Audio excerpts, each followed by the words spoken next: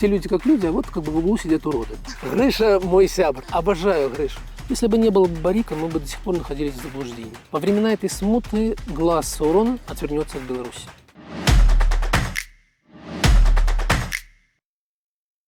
Вітаю, сябры, мяне звуць Наста Роуда, вы на канале ТОК. І сёння мы з вами размаўляем з вядомым бізнесоўцам Александром Кміровичем. Александр, вітаю. День добрый. Вы былі даляровым мільёнерам? Ну, так, конечно. Які быў ваш самы максімальны капітал? Слушайте, ну для такого... Я так все равно уже няма, так что Так, можно так. говорить. Не, слухайте, для того, каб адказаць, які быў максімальны капітал, трэба паглядзець на ацэнку кампаніі. У нас не было рынку, каб казаць, што ён вось каштуе вось столькі ці вось столькі. Я ўпэўнены, што агульная цена кампаніі была там больш за 10 мільёнаў. Гэта, ну, аб гэтым можна казаць упэўнена. Ці была яна там до 20 мільёнаў нейкі момант, калі паглядзець на фінансавыя паказнікі, магчыма, была. З пункту гледжання ўнутранай нейкай арганізацыі мы былі, на жаль, мы былі звычайнай беларускай кампаніяй. Мы не былі арганізаваны як бізнес, які робіцца на продаж, і гэта, канешне, я так касую некалькі гэтую адзнаку, да, гэту віртуальную адзнаку, якая зараз уже, канешне, падкрэслю, не мае сэнсу. Ну так, но гэта была вось, напэўна, некаторая такая лічба. І ведаеце, такіх кампаній у Беларусі шмат. Ну, я так лічу, што некалькі дзесяткаў такіх кампаній існуе, і звычайна такія бізнесоўцы, яны ведуць сябе вельмі сціпла, вельмі так спакойна, у адрозненне ад мяне. Но гэта цэлая з'ява ў беларускай эканомікі, вось гэты клас людзей, якія зрабілі самі сябе і зрабілі вось такі сярэдні, амаль буйны бізнес. Іх шмат. Як вы думаеце, у гэтым рэйтынгу топ-100 беларускіх бізнесоўцаў? Ваши найлепшыя часы для вас і для вашай кампаніі? Вось дзе б вы былі прыкладна? Ну, слухайте, я калісьці быў на якім там 36-м ці 40-м месцы, вось быў гэты рэйтынг топ-200, напэўна, уплывовых там персон. Потому что гэта не был рейтинг бізнесоўцаў, гэта был рейтинг уплывовых персон, і я не ведаю, адкуль яны бралі некаторыя лічбы. Так?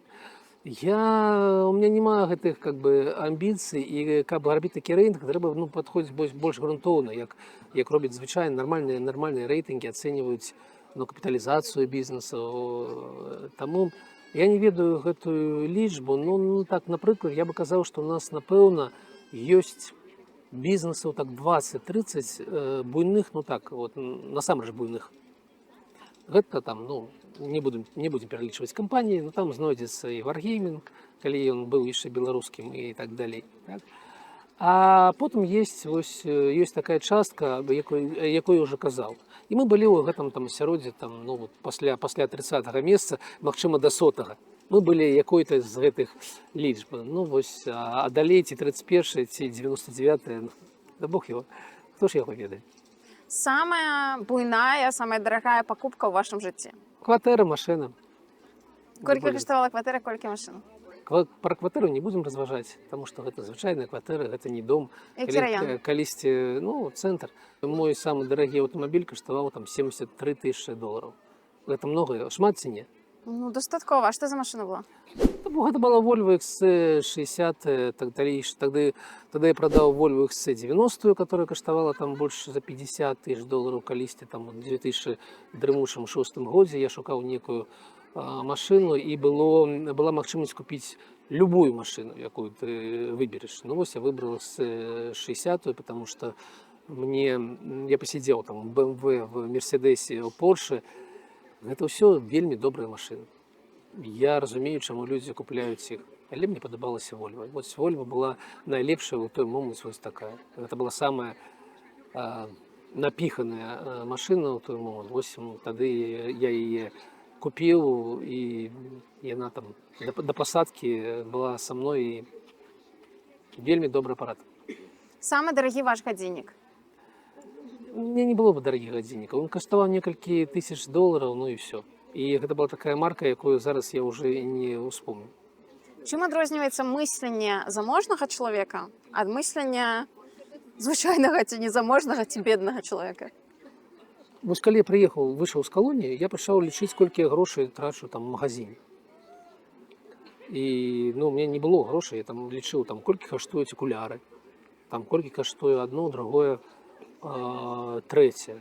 Ну, зараз я зноў аб гэтым не думаю, але не таму, што мне там не ведаю нейкія мільёны, а таму што гэтыя затраты, ну, магчыма, там 10% майго там маіх затратаў і траціць думкі на тое, купляеш ты там буцерброд за там $3 или $4, ну, няма месца для гэтага ў галаве.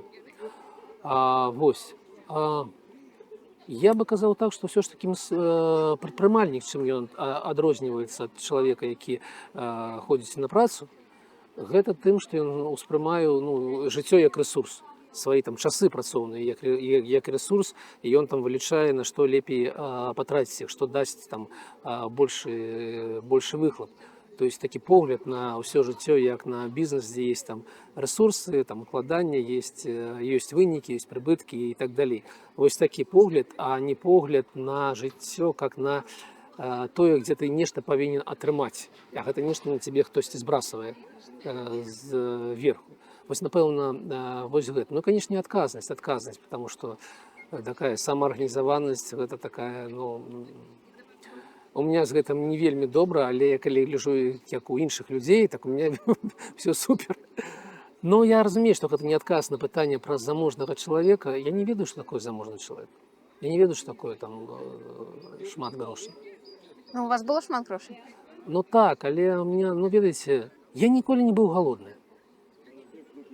У меня былі часы у дзяцінстве, я памятаю свае часы в дзяцінстве. Ну, у меня родители, звычайны там советский инженер, советский там архитектор, мама. И мы не были заможнымі. У нас там не было дачы, у нас была звычайная кватэра в Мінску, да. У нас там я тады адчуваў, што няма грошай. Вот няма грошай. Не можем купіць мне любую там ігрушку, якую пажадаю. Так. І аўтамабіль стары, і там нешта яшчэ. Але ў мяне не было адчування галоднага чалавека. І таксама, калі я пачаў там сам працаваць, у меня, ну, там былі розныя часы. Но ніколі не было адчування, што, ведаеце, мне чагосьці не хапае. І таму мне няма адказу на ваше пытанне, як адчувае сябе чалавек, якой там можа там. Я правильно памятаю, што кампанія вам дасталася ад бацькі, калі вам было прыкладна 25? Гэта такая хлусня. Ну, гэта вялікая хлусня.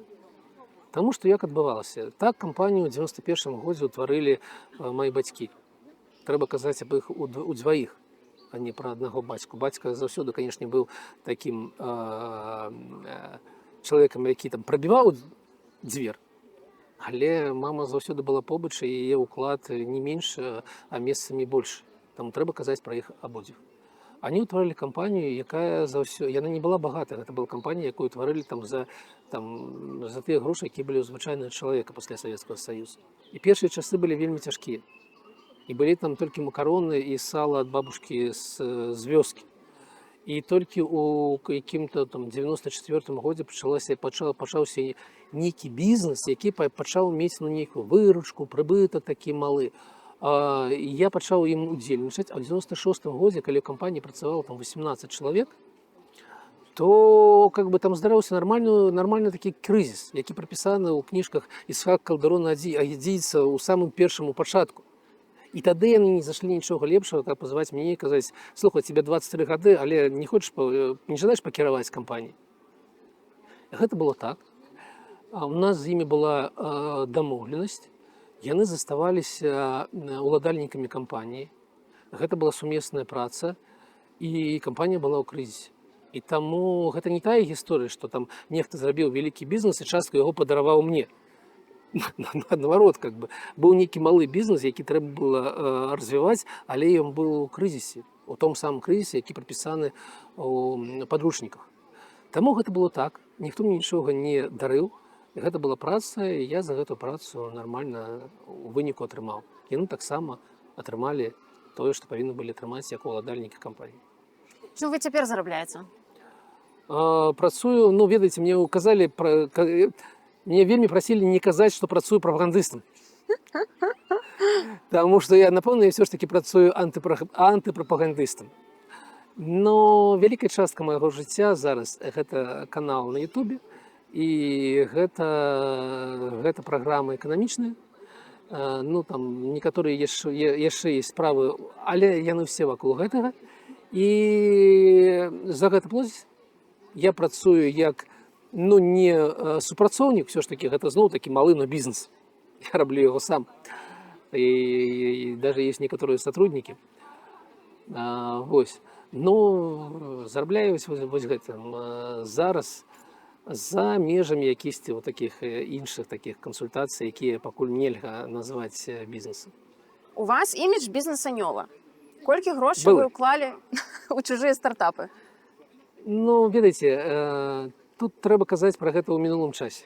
Ну, конечно. Канешне, гэта стартап рух, гэта быў пачатак яго быў у 2010 годзе, і так здарылася, што я быў з ім побач, но напэўна гэта было некалькі сот тысяч, но гэта было толькі такі самы пачатак, і зразумела, як звычайна ў бізнесе гэтыя грошы былі ці страчаныя, можам казаць, ці можам казаць, яны былі, гэта такая была плата за адукацыю сябе і тых маладых бізнесоўцаў, якія атрымалі магчымасці за гэтыя грошы папрацаваць. Ці значыць гэта, што ніводзін стартап не стрэліў? Ну, правда в том, что да, что мы учились, а на той стадии, на которой уже можно было зарабатывать, я как бы потерялся. Ну, вот это правда. Мы все были у пачатку, и там были іншыя бізнесоўцы, акрамя мяне, так само страцілі грошы, тому что гэта профессия. І тыя людзі, якія зрабілі з гэтага прафесію, тыя людзі, якія пачалі гэтым прафесійна займацца, яны пачалі на гэтым зарабляць, сталі прафесіянальнымі бізнес-ангеламі. Дзякуй Богу, я так разумею, што мы далі такі штуршок у тым ліку іншым суполкам бізнес-ангелаў, якія і дагэтуль існуюць.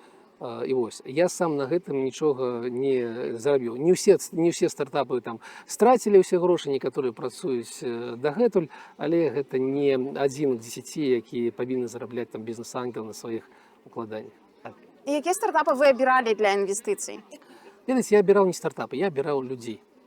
І мне заўсёды здавалася, прыходзяць людзі са стартапамі, зразумела, што там малыя грошы, і ён такі, выглядае як самы пачатак бізнесу, але ты разумееш, якія велізарныя рызыкі. Для таго, каб зрабіць з малога стартапа буйное прадпрыемства, 7 крокаў, і на кожным з іх магчымасць 50% страціць усе грошы. Таму ты укладаеш не ў стартап, а ў чалавека, які прыйшоў з гэтым стартапам, каб паспрабаваць паглядзець, як ён будзе з гэтым змагацца, як ён будзе рухацца наперад. І ў гэтым сэнсе я бачу выхлоп ад грошай. На УНС Лукашенко заявіў, што беларусы зараз жывуць лепш, чым калісьці маглі сабе ўявіць, што будуць жыць. Карацей, што зараз залатыя часы для беларусаў. Што вы думаеце пра гэта? Ведаеце, ён заўсёды, уся прапаганда глядзіць у мінулае. Ну, конечно, 30 гадоў таму было горш. А пры Сталіне як было горш. А пры расійскай імперіі так вообще, прабачце, нельга такія словы казаць, як можна было пісаць становішча беларусаў пры расійскай імперіі. Гэта той самы погляд, які быў у Савецкім Саюзе, калі ў статыстыкі пісалі ў параўнанні з 1913 годам. Гэта тое ж самае. Таму што калі мы глядзім у мінулае, так, зараз самыя лепшыя часы. Хаця з пункту гледжання заробкаў лепшыя часы былі прыкладна ў 2011-2013 годзе. Каб параўнаць сённяшні заробак з 2011 годам, трэба дадаць, напрыклад, 30% доларавай інфляцыі. Тады мы можам неяк параўноўваць, таму ўсё ж такі тады былі часы лепшыя. Але наогул не ў гэтым справа. Беларусь атрымала незалежнасць у 91 годзе. Гэта той самы тэрмін, калі атрымалі плюс-мінус незалежнасці нашы ўсходнееўрапейскія суседзі, Польша, Літва, Латвія, Эстонія. І вось зараз я рабіў у сябе на канале некаторыя выкладкі, які шлях пераадолелі яны і дзе знаходзімся мы. І калі мы не глядзім о том, што 30 гадоў таму не было чаго есці, а зараз мы можам купіць цэлых 100 кілаграмаў мяса. В 21 веке в Европе хваліцца тым, што людзі могуць паесці, гэта наогул што? Зразумела, што ў дзяцінстве Лукашенка гэта была праблема. Зараз як быццам краіны ў Европе трацяць на харчаванне. Самая бедная, самая жабрацкая краіна еўразвяза гэта Румынія. 27% яны трацяць на харчаванне. Беларусы трацяць амаль 40%. А звычайная краіна, Польша, Літва, Латвія гэта трохі меней за 20%. А Бельгія, там Брытанія гэта 8-10%. Еўропа жыве ўжо ў такія часы, калі хваліцца харчаваннем, гэта вельмі і вельмі сорамна. Гэта вельмі сорамна. Ён хваліцца харчаваннем. Но калі мы паглядзім далей, то атрымліваецца, што па ўсім паказнікам колькасць аўтамабіляў на душу насельніцтва. Ну, напрыклад, у Беларусі 327 аўтамабіляў на душу насельніцтва. У Латвіі, якую он згадываў, як вельмі такую жабрацкую краіну, 414. А калі мы паглядзім на якасць гэтага аўтапарку, высветліцца, што яна ў нас там у 2 разы менш, у нас ездзіць на старых аўтамабілях. А далей пойдзем. У Польшы гэта лічба будзе ў 2 разы больш, чым у Беларусі. У 2 разы больш, чым у Беларусі, і гэта ўсё Volkswagen, Шкоды, а не кітайцы, як зараз атрымліваецца. Ну і да галоўная ж хлусня на гэтым самым ВНС, ну я не ведаеце, магчыма было зрабіць такі цэлы канал, і нехта яго робіць. Хлусня Лукашенко хваліўся тым, што у кожнага беларуса цэлая $1000 у банку. Ну, па-першае, хлусня ў тым, што гэта агульная колькасць. На дэпазітах ляжыць $595 у банку. То бок астатнія $400 гэта што? Гэта заробак, які прыйшоў сёння, і заўтра чалавек яго патраціць. Гэта там пенсія, якая прыйшла, яна ляжыць, але яна будзе таксама кудысьці выдаткавана на якія-то звычайныя рэчы. На дэпазітах ляжыць трохі меней за $600 на чалавека, але калі мы паглядзім, колькі чалавек, колькі асоб маюць уклады ў банках, то з 9 мільёнаў чалавек у краіне толькі мільён нешта мае укласці на гэты самы дэпазіт.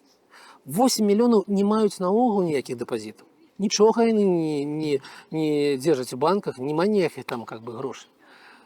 А калі мы глядзім на тыя ж самыя лічбы у Латвія, Літва, Польша, там лічба самая малая. У Латвіі гэта $6000 на чалавека.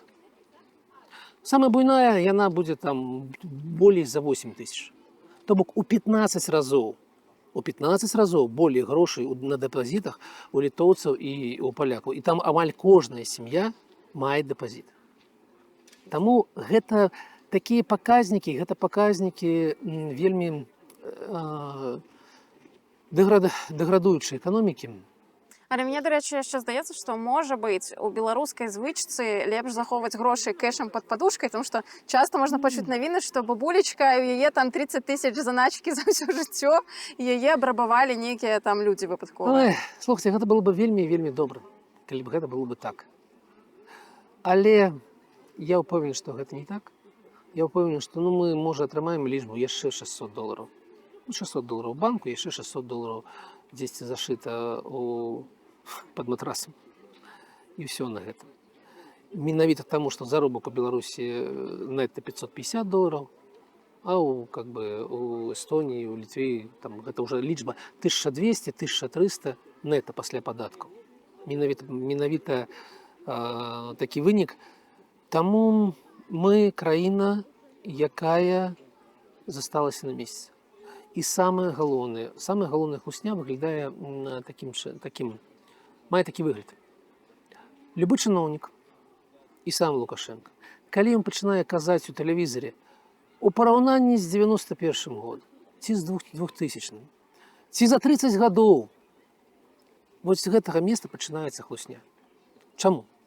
Таму што калі ты глядзіш на развіццё Беларусі, ты бачыш, напрыканцы 90-х гэта быў такі рост, калі мы нашу вытворчасць, тыя самыя мазы зноў загружалі, гэта пачынала працаваць. З 2000-х гады гэта быў углевадародны бум. Ён здарыўся ў Расіі, у нас таксама пацягнулася эканоміка. В 2011 мы усталі. Мы усталі колам, гэта пачалося балота, і за апошнія 10 гадоў мы засталіся на месцы. Эканоміка Латвіі за гэтых 10 гадоў вырасла на 27 з нечым адсоткаў. Наша, толькі астатні год был 3%, і все остальное было 0, 0. І вось гэты разрыв, гэта тое, аб чым мы не гаворым так наяўна. Але гэта адбылося менавіта за астатнія 10 гадоў. 10 гадоў былі страчаны, гэта страчаны дзесяцігоддзя. Ведаеце, у меня есть мара, я бы вельмі жадаў зрабіць нармальную такую працу, вынікі менавіта гэтых 10 гадоў. У эканоміцы, але не толькі ў эканоміцы, у медыцыне, у адукацыі мы можам казаць пра нулявыя як пра амаль нармальную краіну і 10-е як страчанае дзесяцігоддзя для Беларусі. Все ж таки, калі казаць толькі пра Беларусь, так, адарвана ад кантэксту, тое, што беларусы сталі жыць лепш у параўнанні з пачаткам 90-х, тут ёсць нейкая заслуга Лукашэнкі? Я вас одошлю к совершенно замечательному экономисту Дмитрию Курку. Мы не так давно присутствовали вместе на одном мероприятии, где сначала он читал лекцию, а потом я, молодым людям. И он, конечно, со своим глубиной и с базовым подходом к экономическим наукам, да, я-то от предпринимательства, он больше как бы от науки, конечно. Он говорил о том, что если ничего не трогать, экономика будет расти примерно на 3% в год. Если ей не мешать, она будет расти. И может прийти человек типа Лукашенко, который скажет: так это мое достижение. Это я сделал, что вот как бы по небу плывут облака. Но вот такой рост – это естественное развитие. Никакой заслуги в том, что в 2000-е годы росла экономика Беларуси, нету у Лукашенко. Заслуга мирового рынка энергоресурсов. Он не поспевал за ростом во всем мире как бы экономики и промышленности, поэтому цены шли все время вверх, и это тянуло российскую историю, и это тянуло белорусскую историю.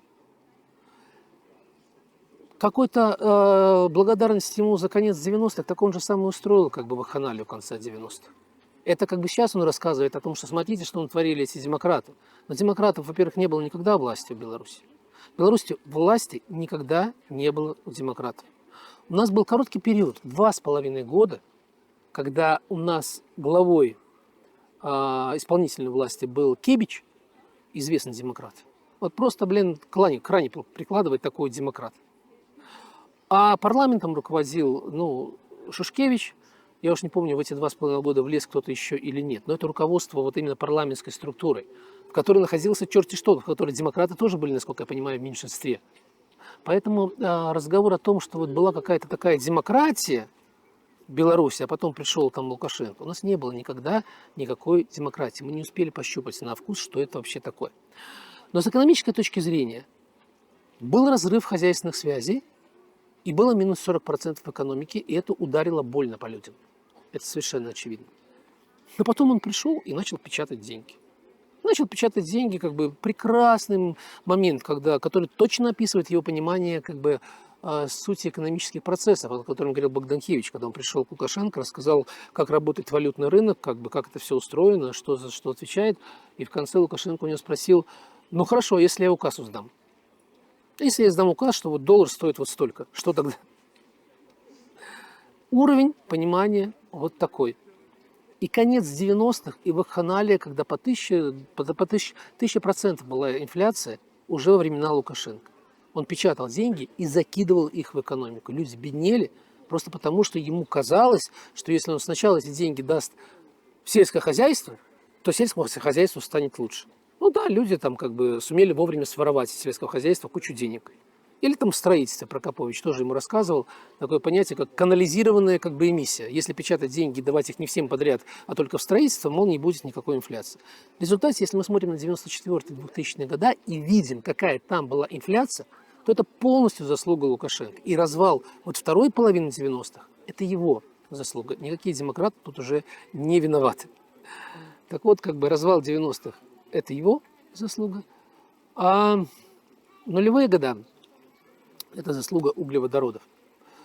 Что ему можно самому поставить в заслугу ли? Это то, что мы отдались России. То есть мы выбрали, сказали, вот большой российский рынок, мы на нем будем жить, они нам дают дешевые углеводороды, нам не нужна Европа. Вот это была сделка. И какое-то время эта сделка работала, как раз в нулевые годы эта сделка работала. Но потом выяснилось, что в основании российского государства те же проблемы, что в основании белорусского государства. Еще и худше, как мы видим сегодня, за последние 2 года войны в Украине, выяснилось, что это гораздо хуже. Что Путин гораздо хуже, чем Лукашенко. И с экономической точки зрения выяснилось, что это вообще ставка была неверная. Потому что как бы Польша 30 лет подряд росла. Без остановок, без кризиса, без каких-то этих самых наших трепыханий. Как был 20 лет назад курс доллара 4 злотых, так он сегодня 4 злотых. То есть всего вот этого 7200% инфляции с 2000 года у нас, да, как бы и много-много чего еще веселого. Всего вот этого можно было не проходить, если бы мы тогда сделали как бы другой выбор и чуть-чуть поднапряглись. Согласились бы на цены повыше, на углеводороды. Оказалось, что 500 миллионов рынок европейский – это гораздо более уверенное и устойчивое основание, чем 140 миллионов, 147 рынок российский. Поэтому, когда вы мне задаете вопрос, что можно поставить в заслугу Лукашенко, ну вот только вот этот геополитический выбор России. Заслуга ли это? Мне здаецца, зараз уже ніхто не лічыць гэта Мы заслугай. пошли по более легкому пути. Знаете, мы согласились на прием таких легких наркотиков экономических. Нам казалось, что так будет легче. А дальше будет дороже. Дальше будет дороже. Почему? Потому что война стоит дорого. И при всем том, что как бы бравые реляции о том, как российская экономика справляется с военными расходами, это для экономиста это ложь. Потому что мы сегодня видим, как 16% ставка рефинансирования, ну, ключевая ставка у них называется, насколько я помню, что у них там очень дорогие кредиты, что рост промышленности остановился, что военные расходы перестали сказываться на экономике в позитивном ключе, и что до обвала очень недалеко. Тут меня не поддерживают как бы очень умные экономисты, в отличие от меня как пропагандиста. Да? Но я как бы напоминаю такую простую вещь. Чем отличается производство хлеба от производства танка? Ну, казалось бы, и то, и другое сказывается на ВВП. И то, и другое показывает, что у нас ВВП вырос. Но когда ты делаешь хлеб, ты купил муку, воду, что там еще надо в хлеб. Да? Заплатил зарплату хлеборобу, заплатил за электричество, заплатил налоги, вытащил хлеб на рынок, его кто-то купил. Тот, кто купил, получил ценность. В экономике появилась ценность. Если ты делаешь танк, ты делаешь то же самое. Ты купил сталь, электричество, там, работу инженера грамотного, который создал современный танк. Ты заплатил людям за работу, ты заплатил налоги, возможно, заплатил налоги, и в экономике ничего не произошло. Потому что в экономике не появилась новой ценности. Ты этот танк выкинул под Донбасс, где он сгорел. И поэтому с экономической точки зрения, что ты напечатал рубли и раздал людям за стоимость этого танка, что ты выпустил его и его сжег под Донецком, это ровно то же самое.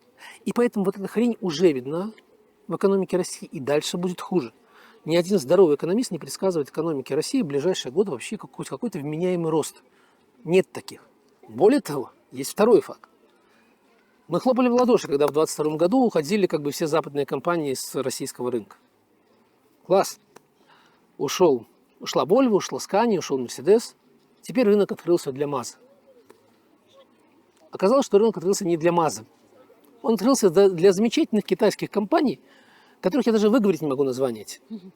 Но там более 50% грузовиков уже китайские. А МАЗ теряет рынок, и МАЗ сейчас положение самое плохое, которое было за последние 10 лет. Потому что если он мог конкурировать с Scania, ну, на уровне совершенно простых вещей, Scania автомобиль очень хороший, но дорогой. А МАЗ не такой хороший, но и дешевый. То сейчас приехал китаец, который такой же дешевый, но лучше, чем МАЗ. И это тоже сказывается. Почему как бы он орет как благим матом, как бы, что на Атланте упали продажи в России в 2 раза. Я его понимаю, когда я посмотрел на отчетность Атланта, я увидел потеряны $500 миллиарда за 10 лет. Это просто $500 миллиарда как бы народных денег просто взяли и выкинули в унитаз. Поэтому наш выбор России, который казался таким простым и понятным в 1994 году, в 1996 году, на сегодняшний день оказался как бы крайне слабой ставкой. Мы как бы повелись, нас развели наперсточники, и сейчас как бы, а сейчас-то для того, чтобы развернуться куда-то еще, нужно, я даже не знаю, какие усилия, нужно как бы, ну, дверь какую-то организовывать. Вот у нас здесь как бы дверь, на которой бы там Лукашенко или кто-то еще вышел, сказал: ой, извините, люди, я тут облажался, простите меня, пожалуйста, давайте я вернусь назад как бы к тому разговору, который был до 2019 года. В экономическом смысле он находится в таком положении. Вы знаете, я вообще верю в исторические аналогии. В 1914 году участие России в Первой мировой войне было встречено киданием шляп в воздух. Наконец-то мы наваляем этим немцам. За 3 с небольшим года, за 2 с небольшим года, выяснилось, что, во-первых, не наваляли, а во-вторых, экономика легла. И случилась Октябрьская революция. Сначала февральская, потом Октябрьская. Я вижу процесс, который происходит сейчас, ровно такой же. Ура, ура, ура! Дойдем до Берлина. На данный момент взятие Авдеевки каким-то чудесным образом заменяет взятие Берлина. Как оно заменяет? Я думаю, что Авдеевка – это прекрасный город, но он очень не похож ни на Берлин, ни на Вашингтон, ни на Лондон. И цена этого взятия несоизмерима с возможностями экономики России. Мне так кажется. Поэтому будем как врачи, будем наблюдать пациента.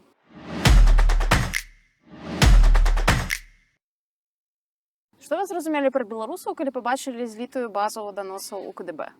Она меня очень вдохновила. Расскажу почему. 9 лет, 40 тысяч обращений. Из них половина не связана с доносами. Половина люди обращаются против меня что-то идет, я хотел бы. Это нормальные человеческие обращения. Вторая половина, да, доносы. Но мы живем в стране, которая пропагандирует Советский Союз как идеал.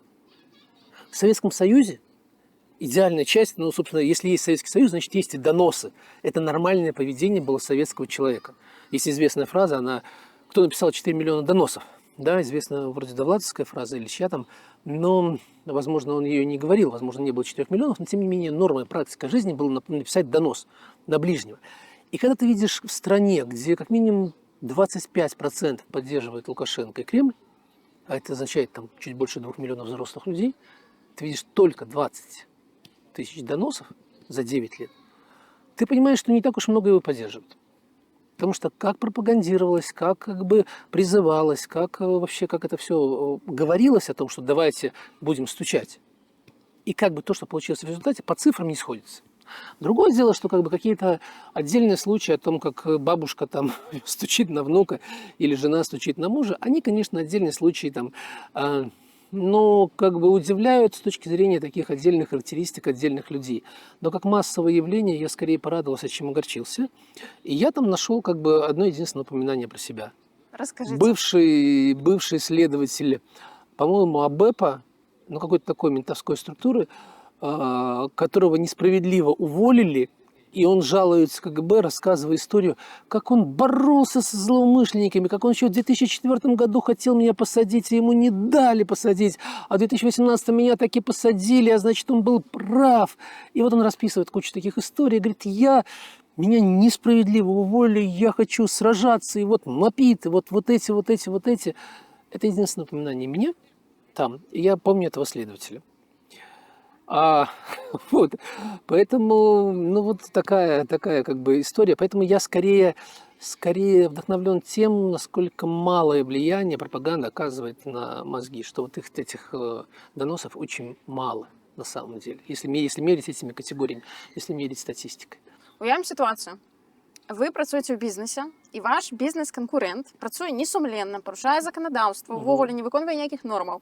Вось што ў такой ситуации вы пробили? Писать у КДБ, не у КДБ, куды, что робить? Слушайте, у нас все так устроено, что ты напишешь куда-то, и это ничего не решит.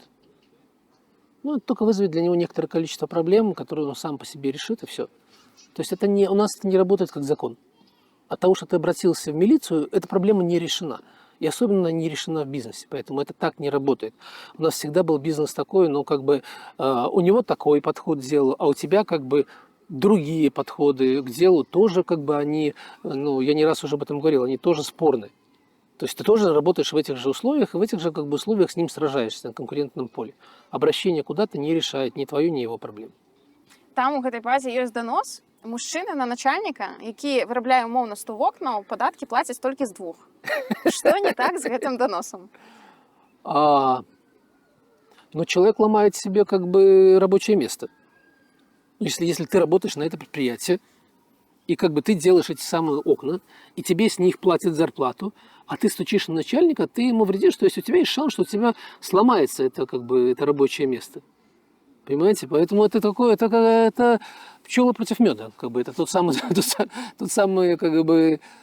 самый случай. Это одно, второе. Откуда он знает? Откуда сотрудник компании знает, как этот человек платит налоги? Потому что, знаете, сталкивался не своими, а с чужими случаями, Слава богу, у меня сотрудники были все адекватные, как бы из 37 человек, там 36 на суде вели себя совершенно прекрасно, а один просто очень волновался, поэтому как бы позволял себе не говорить факты, а говорить факт такой, и я думаю.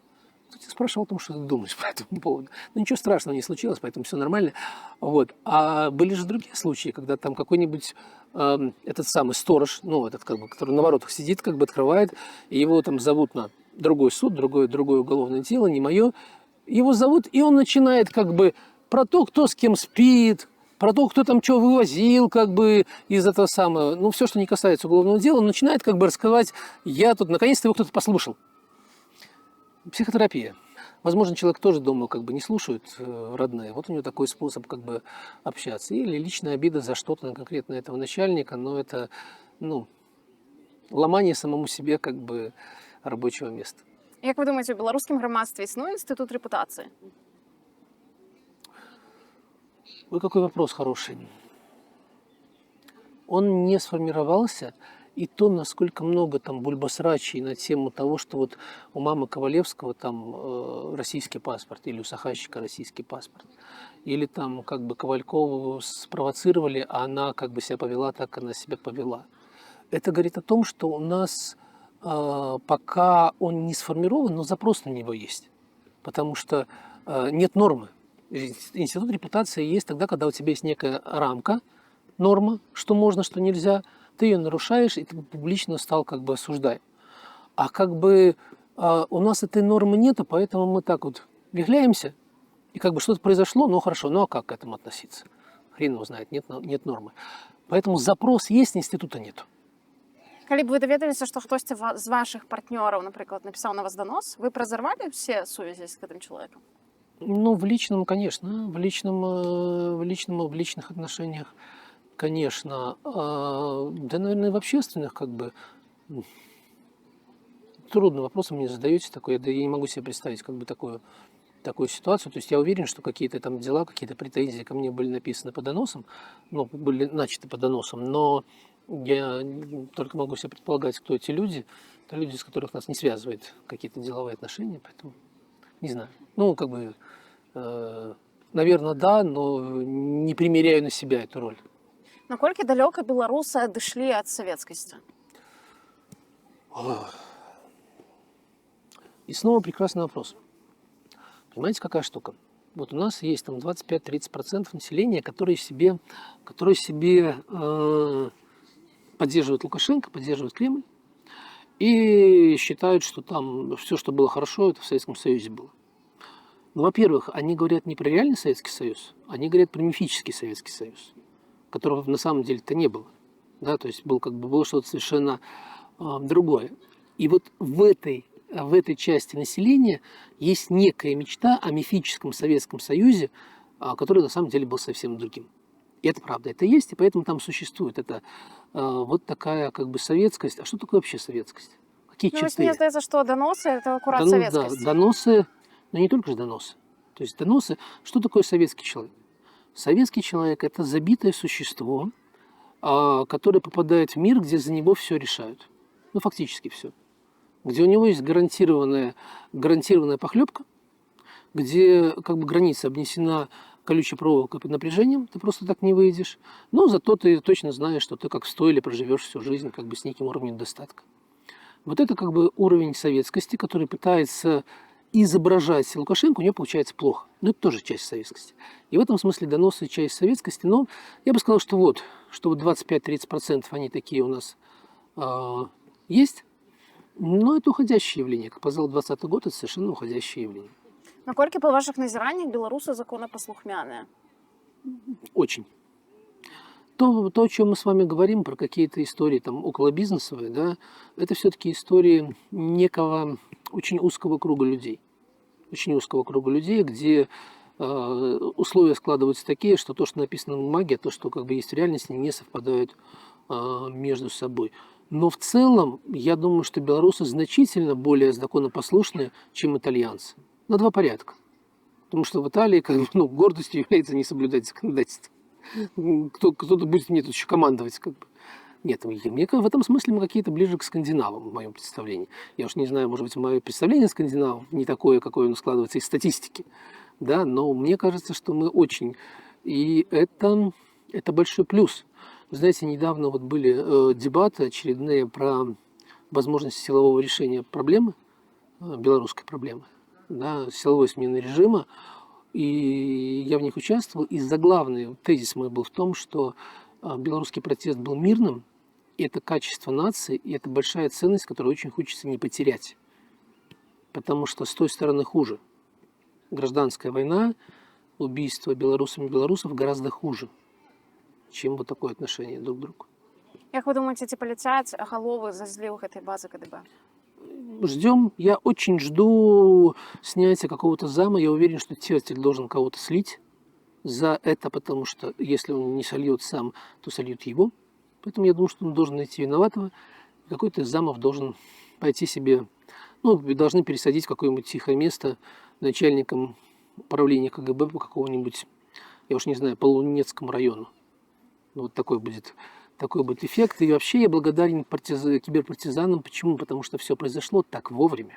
В тот момент, когда они готовятся активно мешать проведению выборов в Координационный совет, киберпартизаны создали ситуацию, когда они активно заняты вычислением, что ж пошло не так.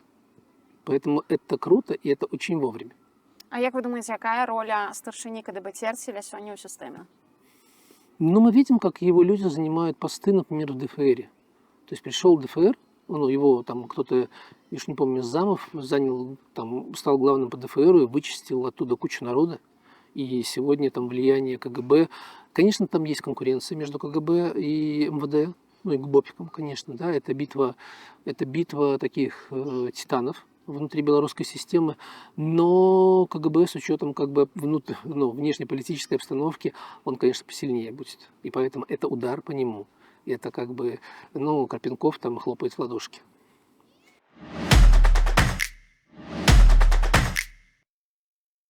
Які, па вашых ацэнках, самы лепшы прыватны беларускі бізнес? Слушайте, мы не можем казаць про самый лепшы беларускі бізнес. Чаму? Тому что мы ж все ж таки кажем про экономику, ось і про бізнес. І тому треба казаць з пункту гледжання, самы лепшы бізнес – это бізнес, якога найбольшая капіталізацыя. Ну, тады мы павінны ткнуць пальцем у ЭПАМ і казаць, што ЭПАМ каштуе там 14 мільярдаў долараў. Напэўна, калі не памыляюся, астатняя была ацэнка ЭПАМа 14 мільярдаў. Вось самы лепшы. Вось бізнес, які каштуе больш, чым уся беларуская прамысловасць разам узятая. Але ці беларускі ён? Там 10% працоўных зараз з Беларусі, все астатнія как бы няўжо не Беларусь. Я так разумею, што людзі, якія кіруюць ЭПАМам, не збіраюцца больш вяртацца ў Мінск, у іх няма ніякіх спраў у Мінску. Ну, мне так падаецца чамусь. Таму, ну, вось, найлепшы той, якога найбольшыя паказнікі. А які беларускі бізнес вас натхняе?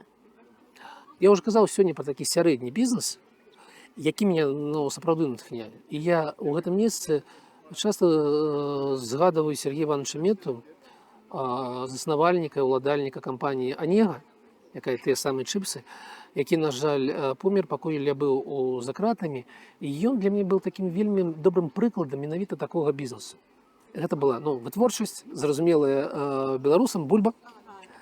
Вось. І ён канкураваў з сусветнымі брэндамі, з Лейсом. І вельмі паспяхова канкураваў на беларускам рынке. І гэта такі вобраз чалавека, які сам себе зрабіў, які меў моц, пры гэтым быў беларусам. Такіх людзей шмат, і дзякуй Богу, я веру, што калісьці яны выцягнуць і зробяць беларускую эканоміку еўрапейскай. Іх нічога не спужае. Ніякі уход у нас у еўрапейскі звяз, ніякія іншыя умовы, все будзе добра. У нас такіх людзей шмат. А якія дзяржаўныя прадпрыемствы, праекты можна назваць паспяховымі? Гэта беда.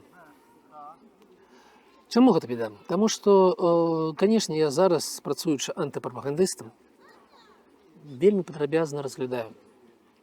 Адзін праект, другі праект, трэці праект. І мы маем справу з сістэмнай з'явай. Сістэмная з'ява выглядае так. Калі мы кажам нешта пра рынок канкурэнтны, вот, напрыклад, МАЗ у Расіі працуе на канкурэнтным рынке. Атлант працуе і ўсе іншыя працуюць там. Калі мы глядзім гэта як на з'яву, то гэта ўсё страты. Звычайны беларус не разумеюць, як гэта можна вырабляць атлант, каб ён быў стратны, каб за яго трэба было даплочваць кожны раз. Але гэта менавіта так. І усе праекты мадэрнізацыі, там, дрэваапрацоўка, цэментная галіна, гэта стратныя праекты, якія нічога не прынеслі. І наша АЭС гэта стратны праект, які нічога не прынясе, толькі біду прынясе ў Беларусь. І праекты, якія ажыццяўляліся, буйны праект на кшталт Светлагорскага ЦКК, які пацягнуў мільярд і які зараз не можа сам працаваць за свае грошы. І таксама БНБК, наша біятэхналагічная кампанія, якая разлічвалася як вельмі паспяховы інавацыйны праект, які зараз такі сучасны. Ён таксама прыйшоў па грошы, таму што ён не можа аплочваць ні адсоткі па крэдытах, ні самі крэдыты. У нас вся, як толькі мы кажам пра некую мадэрнізацыю і працу ў галіне, дзе ёсць канкурэнцыя, яна ўсё працуе ў мінус.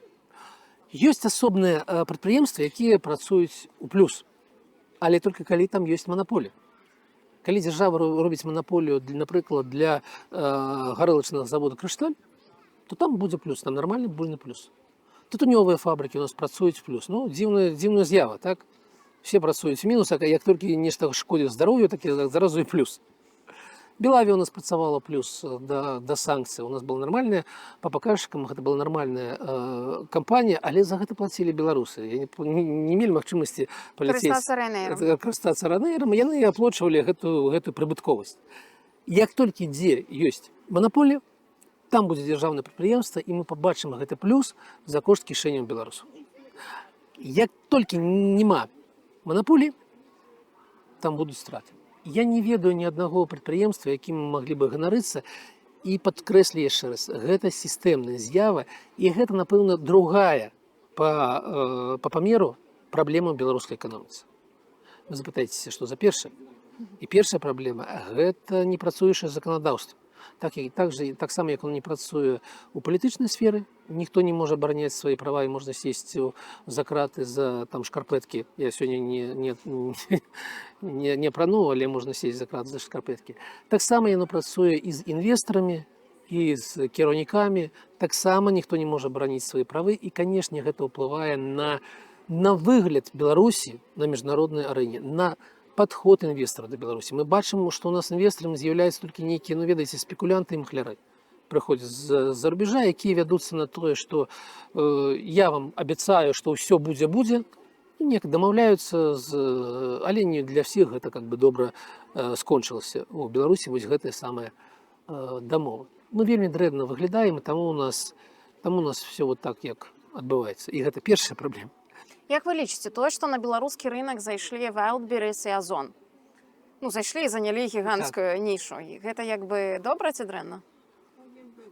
Слухайце, давайте паглядзім на гэта з пункту гледжання беларускага пакупніка. Гэта добра. Гэта прыводзіць да канкурэнцыі, да таго, што чалавек мае магчымасць купіць танней і мае большы выбар. І больш за тое, калі мы глядзім на справаздачнасць, мы бачым, наколькі вялікую частку, наколькі падраслі менавіта беларускія продажы беларускіх тавараў у гэтых Озоне і Wildberries. І з гэтага пункту гледжання гэта нармальная, звычайная з'ява, ўсё добра. Пытанне, што было бы, калі б замест расійскіх былі беларускіх, беларускі была магчымасць вырасці. Сапраўды, я зараз не жартую. Беларускія па натуральных прычынах, таму што малы рынок. Не здолелі зрабіць нешта падобнае на кшталт Озона і Wildberries. Наколькі я ведаю, магчыма, вы мяне паправіце, паправіць нашы гледачы, не было ніякіх забарон, не было ніякіх наказаў аб тым, што нельга рабіць беларускія Wildberries. Гэта такая натуральная прадпрымальніцкая з'ява, што буйная краіна, хутчэй разгортваўся бізнес, і вось яны прыйшлі да нас. Таму беларускіх няма па натуральных прычынах.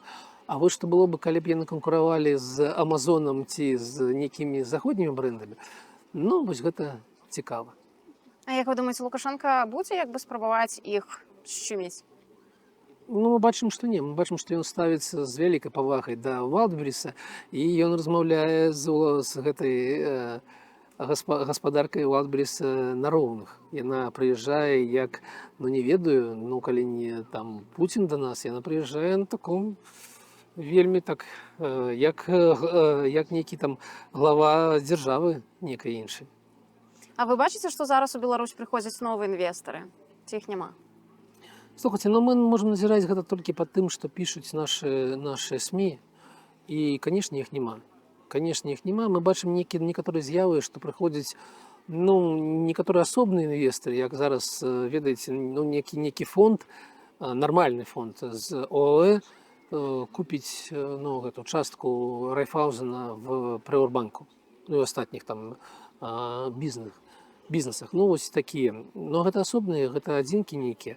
А масава адбываецца з'ява, што прыходзяць расейцы, выкупляюць нейкія беларускія бізнесы ці как бы канкуруюць з беларускімі бізнесамі. Гэта масавая з'ява. Ну і, канешне, няма кітайцаў. Калі прыгледзецца, то там таксама вельмі такая цікавая гісторыя. Яны далі грошы, яны пазычылі, яны забіраюць грошы, як напісана, дзень у дзень, і нічога болей не даюць Лукашэнку. І ніякіх там наўпроставых інвестыцый ад Китая больш у нас няма. Таму што Беларусь была перспектыўнай краінай 15 гадоў таму, і яна больш не перспектыўная краіна.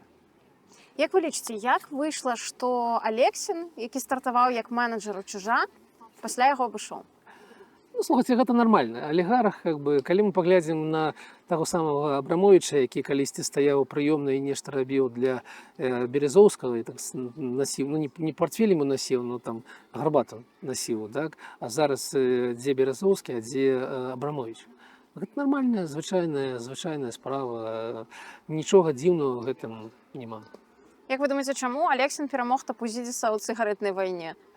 Я не ведаю, што там адбываецца на тых паверхах, якія мы не бачым. Но гэта можа быць толькі так. Нехта аказаўся больш бліжэйшы да пункту прыняцця рашэнняў, і ўсё. Што вы можаце сказаць пра Шакуціна? Вось ведаеце, ёсць алігархі ў Расіі. І мы кажам пра тое, што вось у Расіі была вельмі дрэнная прыватызацыя, таму што там малая частка алігархаў атрымала амаль усю Расію. Але калі прыгледзецца да гэтай з'явы, атрымалі-то ўсе. Но нехта далей працаваў, укладаў сябе, укладаў вельмі шмат грошай і вельмі зрабіў гэта сваім жыццём. Вельмі дрэнны чалавек, Дзерипаска, які я калісьці вучыўся ў Маскве, і ён там паціснуў мне руку на ўручэнні дыплому, казаў: «Расіі нужны менеджеры». Я казаў: «Ага, точно, дакладна, нужны, але гэта не я». Так вось. Олег Владимирович Дерипаска, вельмі дрэнны чалавек.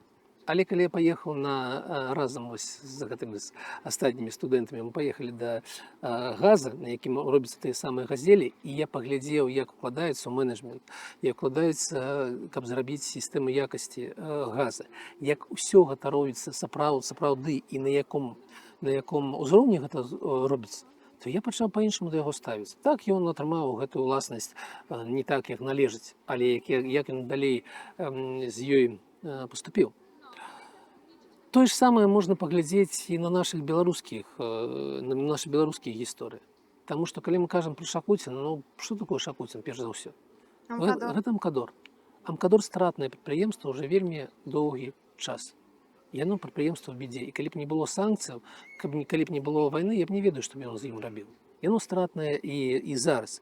Але зараз яно ідзе везде прапісанае як інтэграцыйны праект, імпартазамяшчэнне і ўсё астатняе. Яно зноў выглядае як прыватнае прадпрыемства, якое зжырае грошы звычайных беларусаў. І мне вельмі цікава, калі Лукашенко выступае на нарадзе па прамысловасці і кажа: «А як это так адбываецца, што мы бярэм тэхніку «Атлант», і з 49 гэтых меліярацыйных нейкіх машын у першыя 6 месяцаў 43 патрабуюць ремонт». Вось як так адбываецца? І чаму гэтае прадпрыемства атрымлівае дзяржаўныя грошы? Ну, мы разумеем, чаму. таму што яно апынулася ў зручны час у вельмі зручным месцы.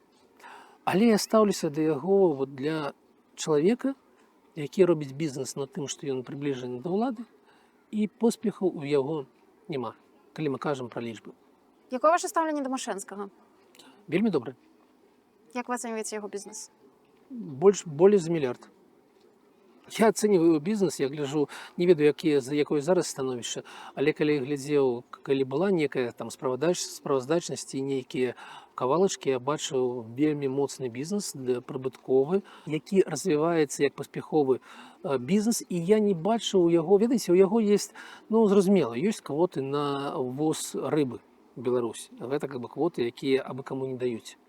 Ёсць некаторыя там плюсы, бонусы, але ці невядома, ці гэта плюсы, ці гэта мінусы. Напрыклад, калі ему даюць нейкія там жывёлагадоўчыя там фермы ці нешта іншае стратнае, і ён павінен іх цягнуць, то з пункту гледжання звычайнага чалавека вось яму падарылі дзяржаўную маёмасць.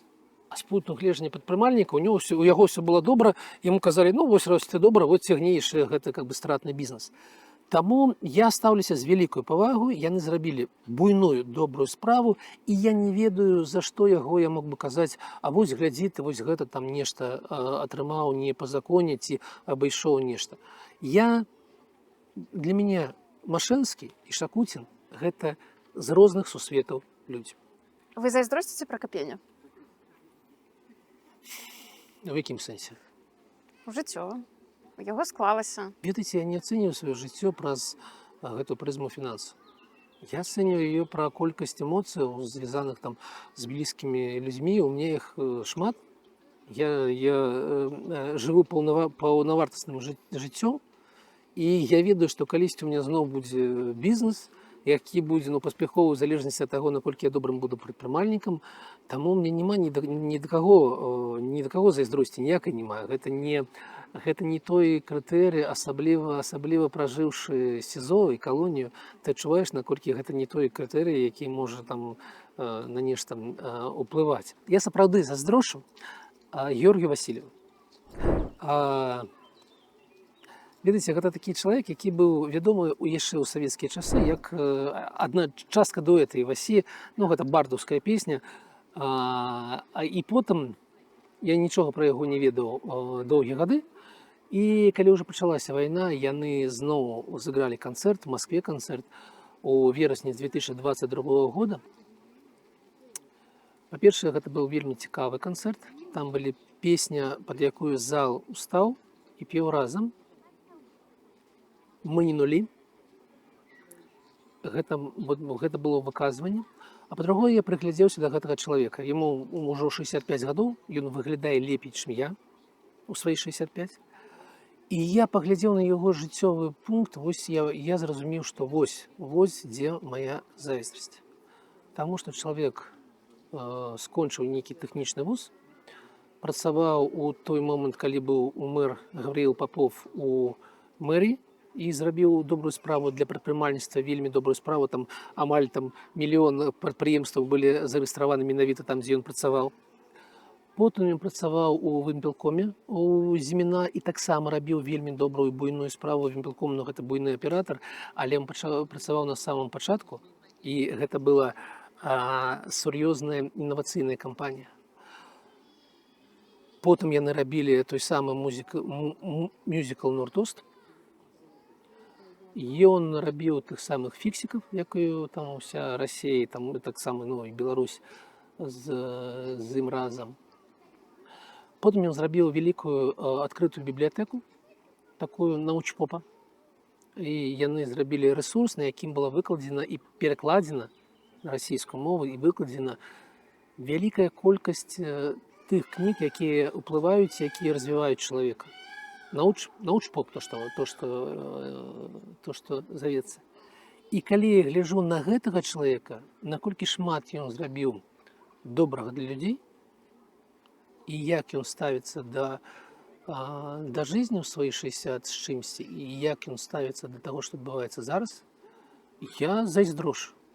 Сапраўды зайздрошу. Па-настоящему, я не зайздрошу Пракапень. Я зайздрошу яму, таму што у него шмат чаго атрымалася за жыццё. Я, ведаеце, з гэтага пункту гледжання, ну, калісьці мы зрабілі добрую справу для Беларусі. Я не пра сябе, я пра сваіх, канешне, маму з татай, таму што вось, ну, ніхто не ведае. Галоўнай справай Сармата была цеплаізаляцыя зданий.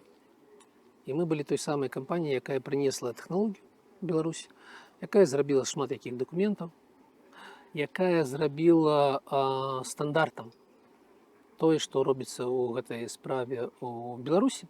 І вось гэта мы прынеслі. Был там у першыя перыяды там 80% беларускай там тэплаізаляцыі рабілася з нашых матэрыялаў, з нашым удзелам. Конечно, крытыкі скажуць, так ты ж зарабляў на гэтым. Ну, конечно, зарабляў, але колькі дамоў зараз стаіць, які цёплыя, таму што мы з гэтым працавалі, таму што калісьці мы уклалі ў гэта сэнс, там, душу сваю уклалі. А як вы ацэньваеце спробы пракапення ў лепшыя часы для Беларусі сумесныя праекты з дзяржавай рабіць нейкія, так? То бок ён хацеў нейкі там універсітэт, у яго была ідэя штосьці зрабіць, яшчэ штосьці можа быць. Великолепно. Я не верил, что это возможно, но я восхищался как бы их стремлением это сделать. Потому что они верили в какую-то другую страну, в какой-то другой менталитет, в другие принципы, в другие отношения. И попытка сделать университет, и попытка сделать часть Минска, как бы живущей по другому законодательству, чтобы здесь можно было держать головные подразделения компании, чтобы не нужно было компании регистрировать на Кипре или в Эстонии, или там в Великобритании, чтобы тогда их оценивали инвесторы. Они были большими молодцами, это были устремления в совершенно правильном направлении. И мне казалось, что у них не получится. У них не получилось, но мне не хочется сейчас сказать, смотрите, как я был правый. Мне хочется сказать, даже очень жаль, что у них не получилось. Очень жаль, что Эстония сейчас первая компания, первая страна по стартапам в Европе, а мы где-то глубоко-глубоко там, где мы находимся. Очень жаль, что там фиксируется там 1400 стартапов, а в Беларуси фиксируется 300 стартапов. Разница в населении там во сколько? Там 6 раз. Да? Мы могли быть этой страной, у нас все для этого было. И если бы страна пошла вот в этом смысле, в смысле IT-страны по вот пути, которому предлагал Прокопьев, и другие, уже не был один там, да, это было бы здорово. Поэтому я оцениваю это как, мне остается только аплодировать и говорить, молодец. Не получилось хреново, не потому что ты не старался, а потому что вот такая страна, такой менталитет, как бы с 1972 года. Понимаете, к сожалению, знаете, мы все фиксируем себя в каком-то состоянии вот, подростковом, когда начинается гормональное развитие человека. Но как бы взрослый человек это переживает, проживает дальше, а кто-то фиксируется. Начинает как бы потом через 30 лет вспоминать, какой я был классный там, в 17 лет. Да? Застревает в этом. Ну вот Лукашенко точно такой. Он помнит 1972 год, какой он был классный в 1972 году. И он пытается всю страну затянуть в 1972 год. Ну, вот 50 лет прошло, он пытается нас туда затянуть. А там никакого Прокопения быть не может. Вот все. Поэтому, повторюсь третий раз, могу только аплодировать и говорить, что это было здорово. Это была хорошая попытка. Хто саме таленавіты ў камандзе Лукашэнкі з эканамічнага блока? Слухайте, калісьці был Кирилл Руды.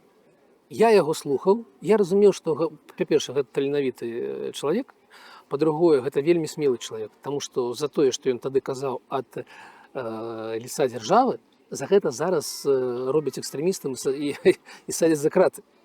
Гэта менавіта, калі пачытаеш яго рэч, там, яго слова 2015 года, гэта будзе вось тое, за што зараз можна атрымаць там 5 гадоў прысуд. Гэта было так. Румас был вельмі сильны. Ну, Румас как бы найлепшы прэм'ер за все гады кіравання у Беларусі. Зразумела. Зараз, ведаеце, я не ведаю зараз людзей, якія там у яго есть. Ну, у нас добрая каманда у нас банку. І таму 10 гадоў уже ніхто не чапае Калаўра. Яго хацелі бы, жадалі бы как бы нешта з ім зрабіць, але так напужаўся 2011 год, што Лукашенко можа там зайца с русаком расстраляць, как бы засунуць гэтым у жывёлагадоўчую ферму, потом зноў падняць кудысьці віцэ-прэм'ера. Ён можа там Атлант памяняць, там дырэктароў таксама, але как бы Нацбанк ён не кранае, не дай Боже, потому что быў напужаны ў 2012 годзе.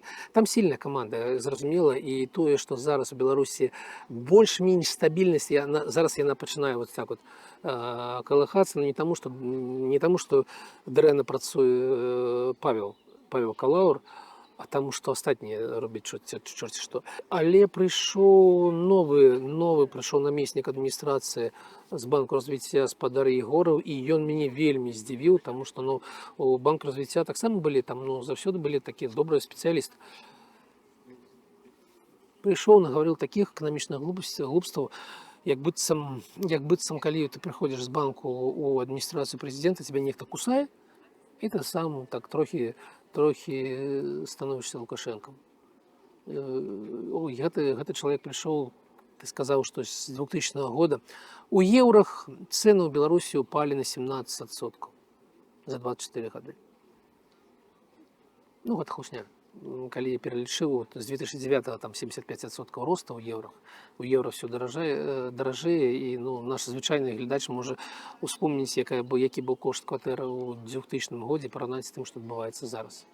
А яшчэ себе ўявіць, як бы он плаціў у 2000 годзе там 50 еўраў за камуналку, 40 еўро за камуналку, якая зараз ёсць у Беларусі, як бы ён з заробкаў там 80 еўро аддаваў бы палову на ЖКХ. Вось такі чалавек прыйшоў і нешта з ім здарылася. Таму я вось так это выглядае ў маіх вачах.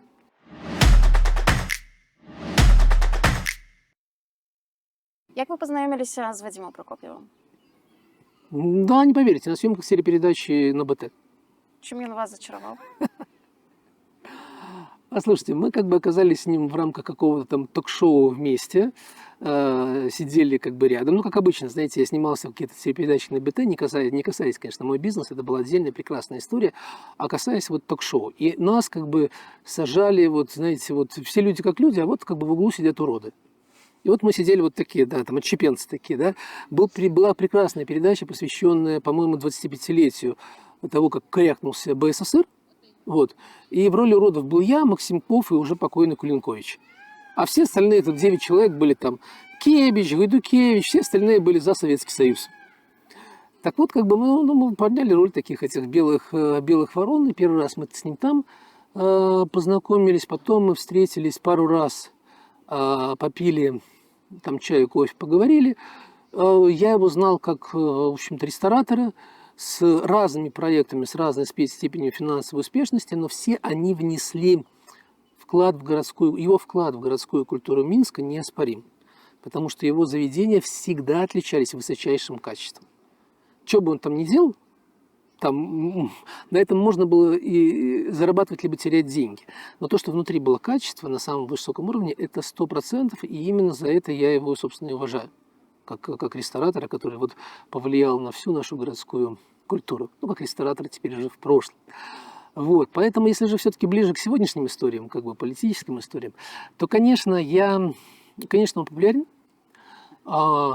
И, конечно, я разделяю его базовый взгляд на вещи. Но я хочу сказать, что в блоке сегодняшнем 32 человека, и основа в том, что мы все разделяем базовые принципы.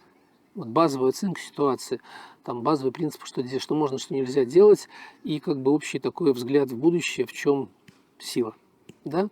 Поэтому, не касаясь критики Вадима со стороны, иногда справедливой критики относительно его предыдущих действий, базовый взгляд на вещи и то, что он говорит в своих интервью, я точно разделяю.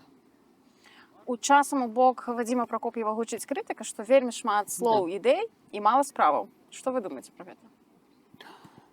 Знаете, сейчас в Координационный совет 12 списков идут. В одном списке я не мог бы быть по возрастному принципу. Я вряд ли подхожу под название «молодежный наступ». В 2 списках я бы не мог быть по принципиальным соображениям. Да? Но в оставшихся 9, в том числе и в том, котором есть, я вполне мог бы быть. То есть идеологическая разница между ними не такая значимая. И она не такая значимая для меня. Но когда мы себе зададим вопрос, ну хорошо, Вадим Прокопьев там не добился, а кто из этих списков добился? Ну вот у кого есть такой значимый результат, который можно было предъявить публике и сказать, вот наш результат. И чтобы публика сказала, ну да, это вот прям вот огонек. У нас за 3,5 года есть там отдельные успехи. Ну, киберпартизаны работают. Браво, молодцы. А добровольцы жертвуют и рискуют собственной жизнью. Это безусловная ценность. Безусловная ценность. Но во всем остальном у нас степень неуспешности действий примерно одинаковая. Что у Вадима, который подвергается справедливой критике, что у Павла Павловича Латушко. Поэтому я в этих категориях размышлять не могу. И поэтому мне, по большому счету, вот именно с этого пункта зрения, с точки зрения критики, не вижу принципиальной разницы. А як ви ставитеся до Латушки? Шикарно. Совершенно великолепно. Я вижу в нем автократа. Я вижу в нем человека, у которого очень сильное ощущение собственного «я». Если вы посмотрите на то, как выглядит логотип его блока, он не выглядит, как у нас, как логотип равных. Да? Там есть большая надпись «Латушка», и вокруг все остальное написано. Но, когда я говорю про то, что я с большим уважением и великолепно к нему отношусь, я не шучу. Почему? Очень тяжелые времена сейчас. Очень большая депрессия. Мы живем во времена репрессий, живем во времена такой, знаете, победившей реакции. И для того, чтобы сохранять вот эту энергию борьбы, нужна вера. На уровне логики это не работает. И Павел Павлович человек, у которого эта вера есть. То, как яростно он продолжает делать то, что он делает, не имея вот таких, как мы уже сегодня говорили, больших каких-то значимых результатов, но 3 года продолжать бить в одну точку и быть Павлом Павловичем Латушко, это дорогого стоит. И в хорошем смысле он сумасшедший, и нам так без него было бы гораздо хуже. Без него было бы гораздо хуже, поэтому я к нему отношусь к нему очень, очень хорошо и желаю, чтобы он продолжал делать то, что он делает до победы. Желаю, чтобы он увидел победу. Тихановская ваш президент? Я уверен, что будущий президент Беларуси находится сейчас в Беларуси. Это точно не тот, который находится сейчас у нас здесь во временной эмиграции. Возможно, он сидит в тюрьме, возможно, это там Колесникова или Бабарика, может быть, Тихановский. Возможно, он сейчас работает где-нибудь на тракторном заводе, и это будет какой-то типаж Леха Валенсы, который будет разрушителем. Но это точно не Тихановская. И Светлана Георгиевна, на нее упал огромный груз, она делает все, что в ее силах. Есть также масса критики. Эта критика совершенно справедлива, потому что за 3 года все разговоры о том, что она из другой среды, у нее другой опыт, должны были бы уже закончиться. Она уже 3 года как политик. Да? И политика она вот такой. И уважение к ее работе у меня, безусловно, есть. На выборах президента я бы за нее не голосовал. Борис Джонсон сказал недавно, что проголосовал бы за Тихановскую. Ну, отлично, значит, мы с Борисом Джонсоном находимся в разных политических лагерях. Тема хороша демократия. Ну вы что вы идете на выборы у Координационную Раду? Как я уже сказал, будущий президент Беларуси находится внутри Беларуси. Тут надо начать от Рюриковича. Я совершенно убежден, что Россию в ближайшем будущем ожидает настоящая полноценная смута. То, что уже было не раз в истории России. Во времена этой смуты глаз Саурона отвернется от Беларуси. И у Беларуси будет следующий шанс. Не завтра, не через месяц, но на горизонте 10 лет точно будет. Вопрос, насколько мы будем готовы к этому шансу. Находясь здесь в эмиграции, мы не будем решающей силой, но мы можем влиять на то, что будет дальше происходить. Но для того, чтобы влиять, нам нужна очень сильная диаспора, новая диаспора, которая сегодня выехала. И сегодня она идеологически мы болтаемся. Совершенно очевидно, что 2020 год не переработан, нет основы, нет базы, которая бы позволяла бы говорить, вот мы, новые белорусы, Когда я говорю «новый белорус», я имею в виду, что есть отдельная часть белорусов, которая не опирается условно на идеологию Поздняка, а опирается на другую идеологию. Вот есть мы, есть наша основа, есть выехавшая диаспора и есть политическое представительство этой диаспоры, которое борется за права белорусов в той мере, в которой это возможно. Взаимодействие с международными структурами, добиваясь того, чтобы на белорусов смотрели отдельно от России, добиваясь на то, чтобы белорусов смотрели отдельно от режима, добиваясь того, чтобы белорусы могли ездить, например, в Европу, а представители режима не могли, добиваясь того, чтобы белорусский добросовестный бизнес мог работать с Европой, а государственные предприятия и недобросовестный бизнес не мог работать с Европой. Это не парламент, Координационный совет, это не распределение денег и не написание законов, но это возможность создать вот этот центр силы, возможность, не более чем, потому что как бы критика КС-2, конечно, тоже справедлива. Да? Но это возможность, еще одна возможность создать вот этот центр силы, который может в будущем повлиять на перемены в Беларуси и на ускорение их.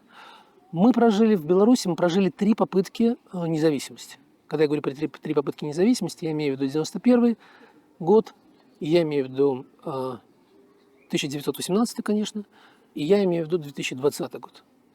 А немцам, чтобы получить нормальное демократическое государство, потребовалось 5 попыток. Вот я бы очень хотел, чтобы 4-я была последней, чтобы нам не потребовалась 5-я попытка. Именно поэтому нам нужен сильный Координационный совет, выбранный, состоящий из патриотически настроенных людей, готовых некоторое время пахать вот в этом направлении. И поэтому я поэтому я под номером 3 в блоке Прокопьева и Егорова. И вот такие цели. Мы идем в Координационный совет для того, чтобы построить вот эту башню силы. Мы думаем о том, что, конечно, белорусские политики, которые финансируются за счет фондов, грантов, что они зависимы.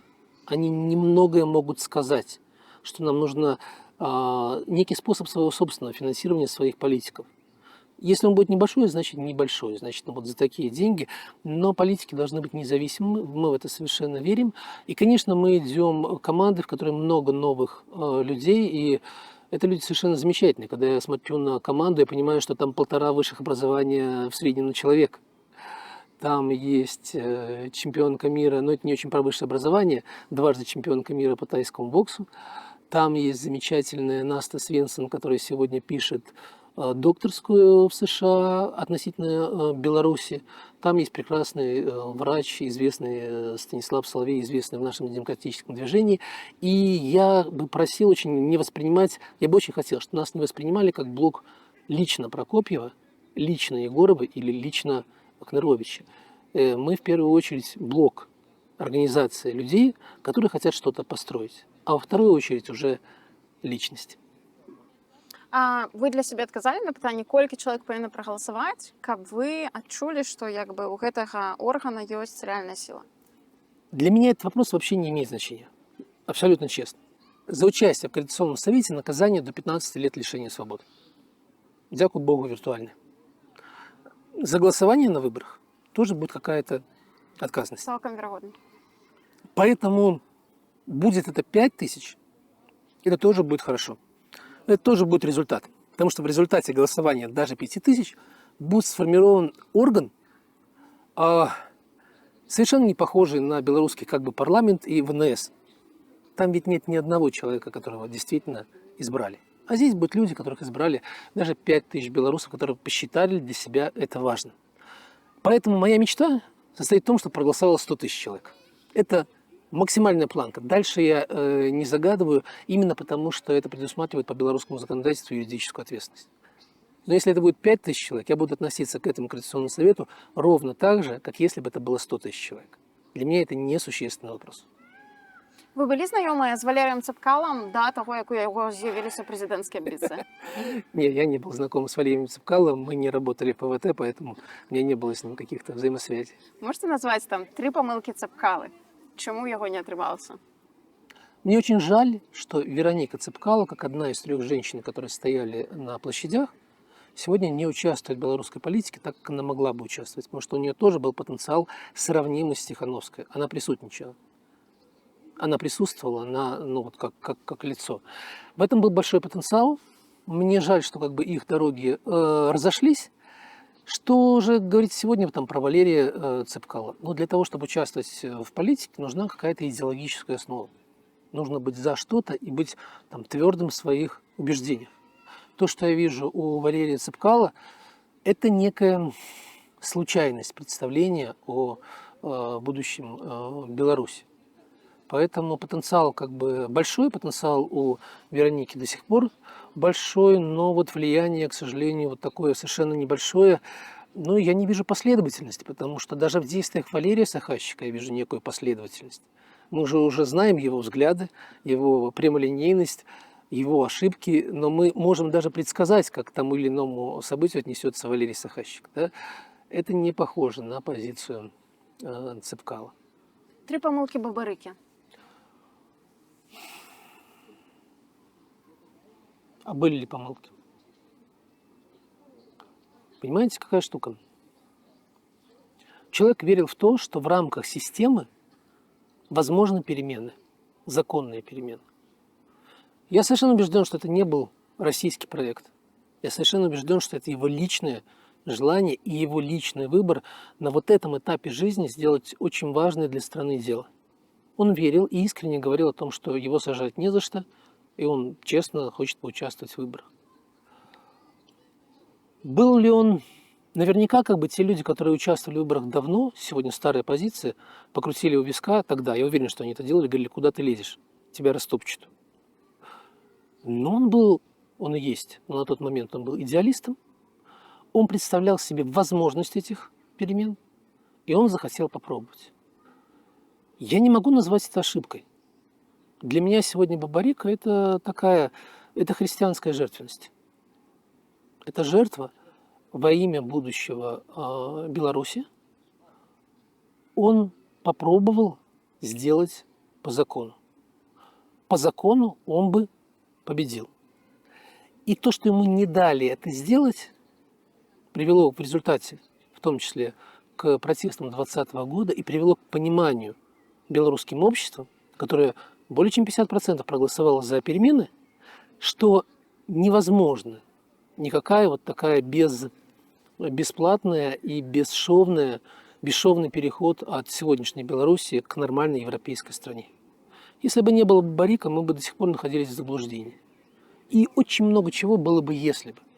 Поэтому он совершил совершенно христианскую жертву, пошел на эту Голгофу и продолжает за нас всех нести свой крест.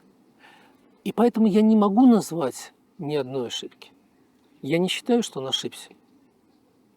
3 помилки Лукашенки. В рамках своей системы координат он прав. Вот у него есть система координат такого совершенно животного выживания. Маниакальное стремление к власти. Маниакальная жестокость. И поразительно было смотреть в его глаза, когда он кричит: не может быть 83% нарушений. Поразительно было смотреть в его глаза, когда ему говорят: офицер, застрелись. Совершенно я представляю себе, что с ним происходило, когда он решил: я как тогда поеду по заводам, доехал до одного завода и больше понял, что ему не надо ездить на заводы, что там его никто не ждет, не любит и больше не хочет, и ничего не изменилось. За 3,5 года его также не хотят. Поэтому, если бы мы говорили про нормального человека, то как бы идеальным было бы уход примерно в 2010, ну или хотя бы в 2020 году. Хотя бы в 2020 году. Возможно, ему простили бы события конца 90-х годов, возможно, ему простили бы убийство Гончара, Красовского и других за то, что он просто отдал и ушел. Но для этого он должен был быть другим человеком, другим существом. Поэтому я совершенно убежден, что при его жизни никогда другой человек добровольно не будет носить должность президента Республики Беларусь. Что вся сегодняшняя конструкция с ВНСом и все мудрствования любых политтехнологов и этих самых обозревателей на тему того, что вот он пойдет на ВНС, отдаст кому-то, он физически не сможет перенести словосочетание президент Республики Беларусь Качанова Наталья Ивановна. Это просто невозможно в его системе координат существования этого. Поэтому для нормального человека нельзя убивать людей. Нельзя менять Конституцию. А если ты А если ты что-то сделал, то надо вовремя уходить. Но это в категориях нормального человека. В категориях его там представления о мире я вообще не могу и не хочу размышлять. Як вы думаете, кому Лукашенко з большай імавернасцю даверыць уладу? Камусьці з сілавікоў, з цывільных ці з сям'і?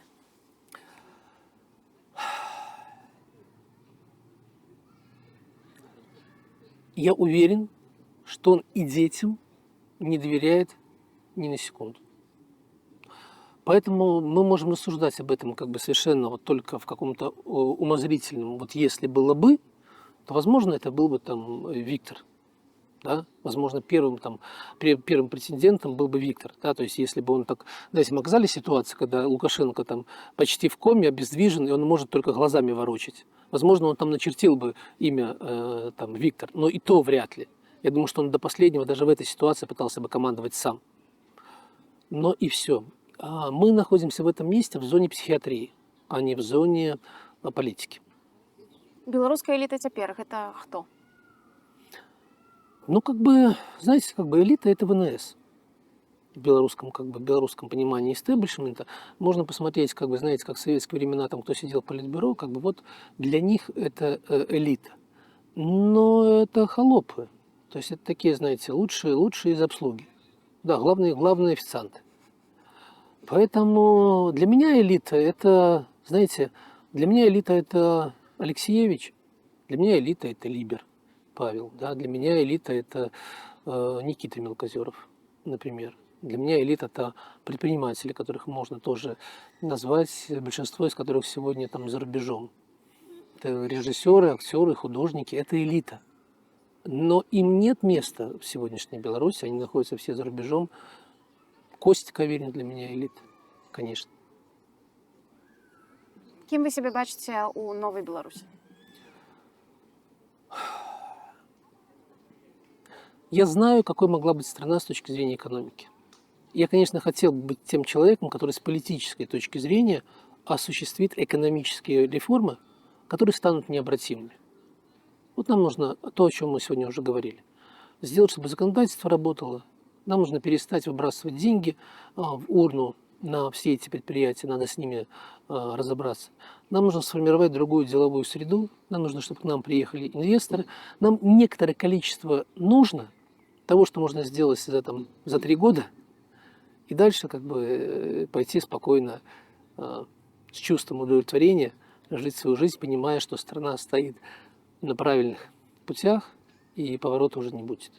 Вот мне кажется, моя роль в сегодняшнем таком мире могла бы быть вот такой. Она мне греет душу. Я знаю, как могло бы быть по-другому. Сябры, падабаецца гэты ток, стаўце лайк. Вам не складана, нам прыемна, а для беларускай справы патрэбна. Нагадаю, што нас можна падтрымаць рублём проста на Ютубе пад гэтым відэа. Мы будзем вельмі ўдзячныя. І дзякуй, што вы з намі.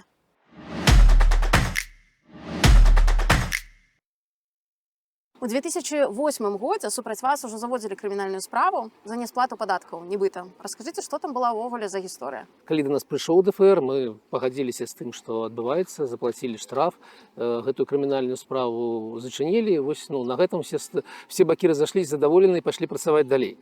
Але так гэта было, і на той момант былі падставы. Я не памятаю ўжо, якія былі грошы, наколькі яны былі буйныя, але ўсё гэта было ў межах права. За колькі вам тады ўдалося адкупіцца? Слухайте, гэта так гучна гучыць, за колькі ўдалося адкупіцца. Напэўна, гэта было там прыбытак кампаніі на той момант за год. Ці тады вы сядзелі за кратамі хоць адзін дзень? Не, я не сидзеў, але ў якісьці момант 2 нашых супрацоўнікаў забралі за краты. У гэты же дзень я пайшоў да начальніка ДФР і казаў, чаго вы жадаеце? У чым сэнс? Якая мэта? І вось, дзякуй Богу, яны правялі за кратамі не больш за 10 дзён, магчыма, там 7, і ўсё разрешылася так, як павінна было разрешыцца ў нармальным становішчы. Напэўна, зараз бы так не было. Зараз бы было бы ўсё па-іншаму, я ўпэўнены. Але тады былі зусім іншыя часы. Як вы думаеце, чаму ДФР, і ўвогуле сілавікі часта не дазваляюць бізнесоўцам адкупіцца? Таму што гэта ж нармальная практыка, так? Як бы бюджэт напоўнілі і далей працягваюць займацца сваім бізнесам. Чаму у нас такія рэгулярныя пасадкі? Слухайте, Ведаеце, чаму нельга рэжым Лукашэнкі называць мафіяй? Чаму? Таму што мафія гэта арганізаваная преступнасць. А гэта не арганізавана. Яны не арганізаваны, і такі погляд на свет, што яны как бы, ну, некая такая сістэма, якая працуе, ёсць нейкая вертыкаль, якая працуе як гадзіннік, гэта памылковы погляд. Так не адбываецца. Там шмат чаго робіцца вось так. Уручную, на прыкладзе, ну, тая справа, па якой я ўсё ж такі сеў, як яна адбывалася. Нас ужо пасадзілі ў СІЗА, і мы 10 месяцаў сидзелі без усялякіх падстаў наконт падатку. То бок абвінавачвання было, а падстаў пад них, ну, некай праверкі ДФР, некай праверкі налогавай, некай лічбы, аб якой магчыма было бы казаць, вось у вас такая лічба падаткаў, вось у вас нейкі коэфіцыент 1 к 1,5 к 2, заплаціце, пойдете на волю. Либо как бы не пойдете на волю, але вось яна гэтая сума. Не, все адбывалася зусім па-іншаму. Адразу людзей пасадзілі, а потым праз, ну, уже пачаўся суд, калі астатнія былі там рашэння наконт таго, якая ж ўсё ж таки дакладна сума. Таму гэта адбываецца па вельмі з розным прычынам. І гэта ніколі не адбываецца вось так, як некае правіла. Гэта заўсёды некае такое ручное кіраванне працэсам. І таму, калі, ведаеце, калі людзі глядзяць на гэта і бачаць у гэтым нешта наўмыснае, яны памыляюцца. Гэта не наўмысна. Ну, не наўмысна, у Беларусі там 57% гэтых калгасаў, саўгасаў з'яўляецца стратным. Гэта ж ніхто не зрабіў так, таму што ён так жадаў зрабіць. І таксама ў гэтых справах гэта не наўмысна хтосьці мае такую магчымасць адкупіцца, а хто-то не мае, хто-то атрымліваецца так, што ён как бы за нейкія малыя парушэнні сидзіць за кратамі там, ну, 3 гады, 4 гады, і потым выходзіць на разбураную ўжо кампанію. Гэта не правіла, гэта не сэнс, гэта выпадкова, і гэта кожны раз нейкі такі асобны выпадак. Але мне здаецца, што гэта даволі рэгулярная практыка. Ну, у сэнсе, што мы пастаянна чуем, што вось яшчэ аднаго чалавека пасадзілі, яшчэ аднаго. І шчыра кажучы, калі б я была бізнэсоўцам, ну, я б рэальна хвалявалася, таму што імавернасць, што ты туды патрапіш, ну, прынамсі, ствараецца ўяўленне, што яна вельмі высокая. Ну, ведаць, канешне, кожны з больш-менш буйных ці сярэдніх бізнэсоўцаў разумее, што ён знаходзіцца ў краіне, дзе ёсць вялікая рызыка і дзе няма ніякай абароны, няма ніякай страхоўкі, якую ты мог бы купіць і ведаць, што, ну, у самым крайнім выпадку, как бы, ну, ўсё, што у цябе будзе нейкі буйны штраф. Не, гэта такая дорога в горах без разметки и без ограничения вот этого вот бокового этого заборчика. Да, люди ездзяць хутка па ёй, людзі зарабляюць грошы, і зразумела, што прыбытак у Беларусі ў суадносінах з іншымі краінамі больше, то есть то бок норма прыбытка больше, але за гэта плаціцца вось гэтым адчуваннем рызыкі. Ну, гэта такія ўмовы. Якая самая вялікая сума, якую б вы былі б гатовы заплаціць за сваю свабоду ў 17 годзе, калі вас пасадзілі? Нельга гаворыць аб маёй асабістай свабодзе, таму што тады за кратамі было адразу там, ну, не памятаю, 10 чалавек, потым было 7 чалавек, потым было 5 чалавек. Трэба казаць, колькі я гатовы заплаціць за ўсіх 5, а не сябе асабістых. Гэта нечым падобна да палітзняволеных сённяшніх. Так? І да гэта ўсе грошы, таму што, ну, жыццё яно калісьці скончыцца, таму как бы кожны дзень на волі каштуе ўсе грошы, якія ў цябе ёсць. Гэта очевидно, как говорят поляки, это абсолютно очевидно. И не было пытания у нашей справе, оно не было у грошах. Ну, мы бачили, что отбываецца. Як толькі мяне закрылі, адразу, па-першае, інтэрнэт пачаў аб гэтым пісаць, а па-другое, КДБ задалося пытанне, што адбываецца, чаму аб гэтым пішуць інтэрнэт. КГБ не разумела тады, што такое інтэрнэт. Наогул не разумела. Яна не разумела, што Тутбай гэта галоўная крыніца інфармацыі для беларусаў. Там яны былі вельмі здзіўлены, і праз 3 дні ўжо ўсё было вырашана. Калі Вакульчык прыйшоў да Лукашэнкі і гэта паказалі па тэлебачанню, стала зразумела, што ніякія грошы не могуць выцягнуць нас з СІЗА. Як гэтая справа 17-го года стала магчымай? Таму што вы ж ужо абпаліліся, як бы сутыкнуліся з гэтай сістэмай у 8-м годзе. Слухайце, мы не парушалі падатковага заканадаўства. Гэта факт. Нашы прэтэнзіі да нас выглядаюць так. Вы парушылі заканадаўства, заплаціўшы ў Расіі больш падаткаў, чым павінны былі заплаціць у Беларусі. Нягледзячы на ніякую саюзную дзяржаву, на нейкія паперы, на нейкія, ведаеце, мы прывезлі ўсю бухгалтэрыю з Расіі і все выпіскі, спраўкі з падатковай інспекцыі ў Расіі. Не, КДБ ткнула пальцем, казала, ваша расійская кампанія гэта офшор, так напісала ў паперках, і ўсё. Расійскі бок не лічыць гэту кампанію офшорам. Расійскі бок лічыць яе звычайна нармальнай кампаніяй, якая працуе прыбыткова, плаціць падаткі, якія павінны плаціць, і ўсё. Таму гэта не было некай памылкай, якую нам паднялі нейкі чырвоны сцяжок, а мы не пабачылі. Не, у нас все было нормально з падаткамі. Таму я магу да сябе, ведаеце, задаць пытанне наогул, чаму я знаходзіўся ў Беларусі, чаму я не паспрабаваў не ведаю, прадаць бізнес і для сябе выбраць меней рызыковае жыццё. Але гэта пытанне там, асабістае чалавека да самого сябе, а не пытанне пра бізнес. А як вы зараз бы адказалі на гэта пытанне? Слухайте, зараз, как казаў один добрый человек, але по-российски, если бы тогда мы знали все, что знаем сейчас, мы бы, конечно, поступили по-другому.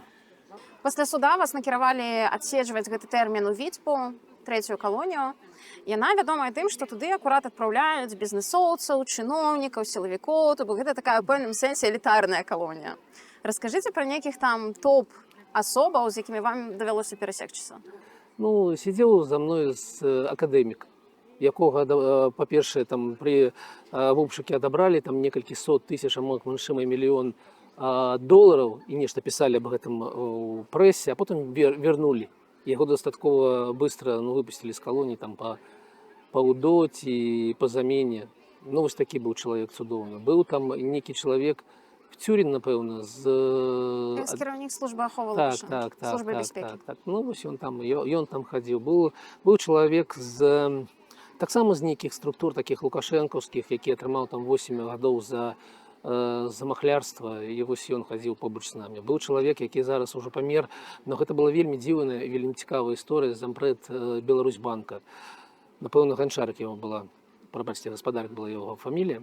І ён там сидзеў, таму там такіх было шмат, але ўсё ж таки трэба разумець, што гэта калонія, гэта так выглядае, што яна такая там для чыноўнікаў, для прадпрымальнікаў.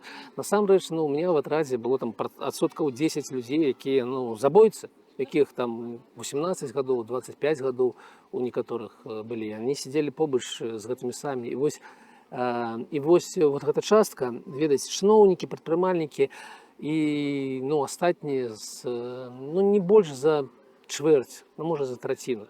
Як мяняецца мысленне чалавека ў зняволенні, які умоўна быў усім, а стаў нікім?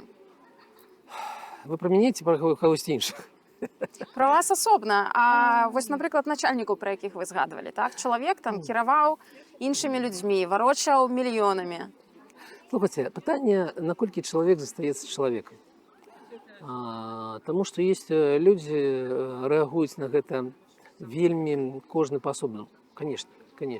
Калі у чалавека ёсць нешта ўнутры, нейкія такія падставы жыць і без сябе пры ўладзе, без сябе пры грошах, то ўсё з ім нармальна. Ён пачынае жыць нармальную такое жыццё, думаючы пра сына, пра дачку, пра жонку, думаючы там пра нешта такое звычайнае чалавечае, і нічога з ім такого дрэннага не адбываецца. Чакае, калі скончыцца яго тэрмін. Ёсць зусім іншыя людзі, для якіх гэта падзенне на дно. Конечно.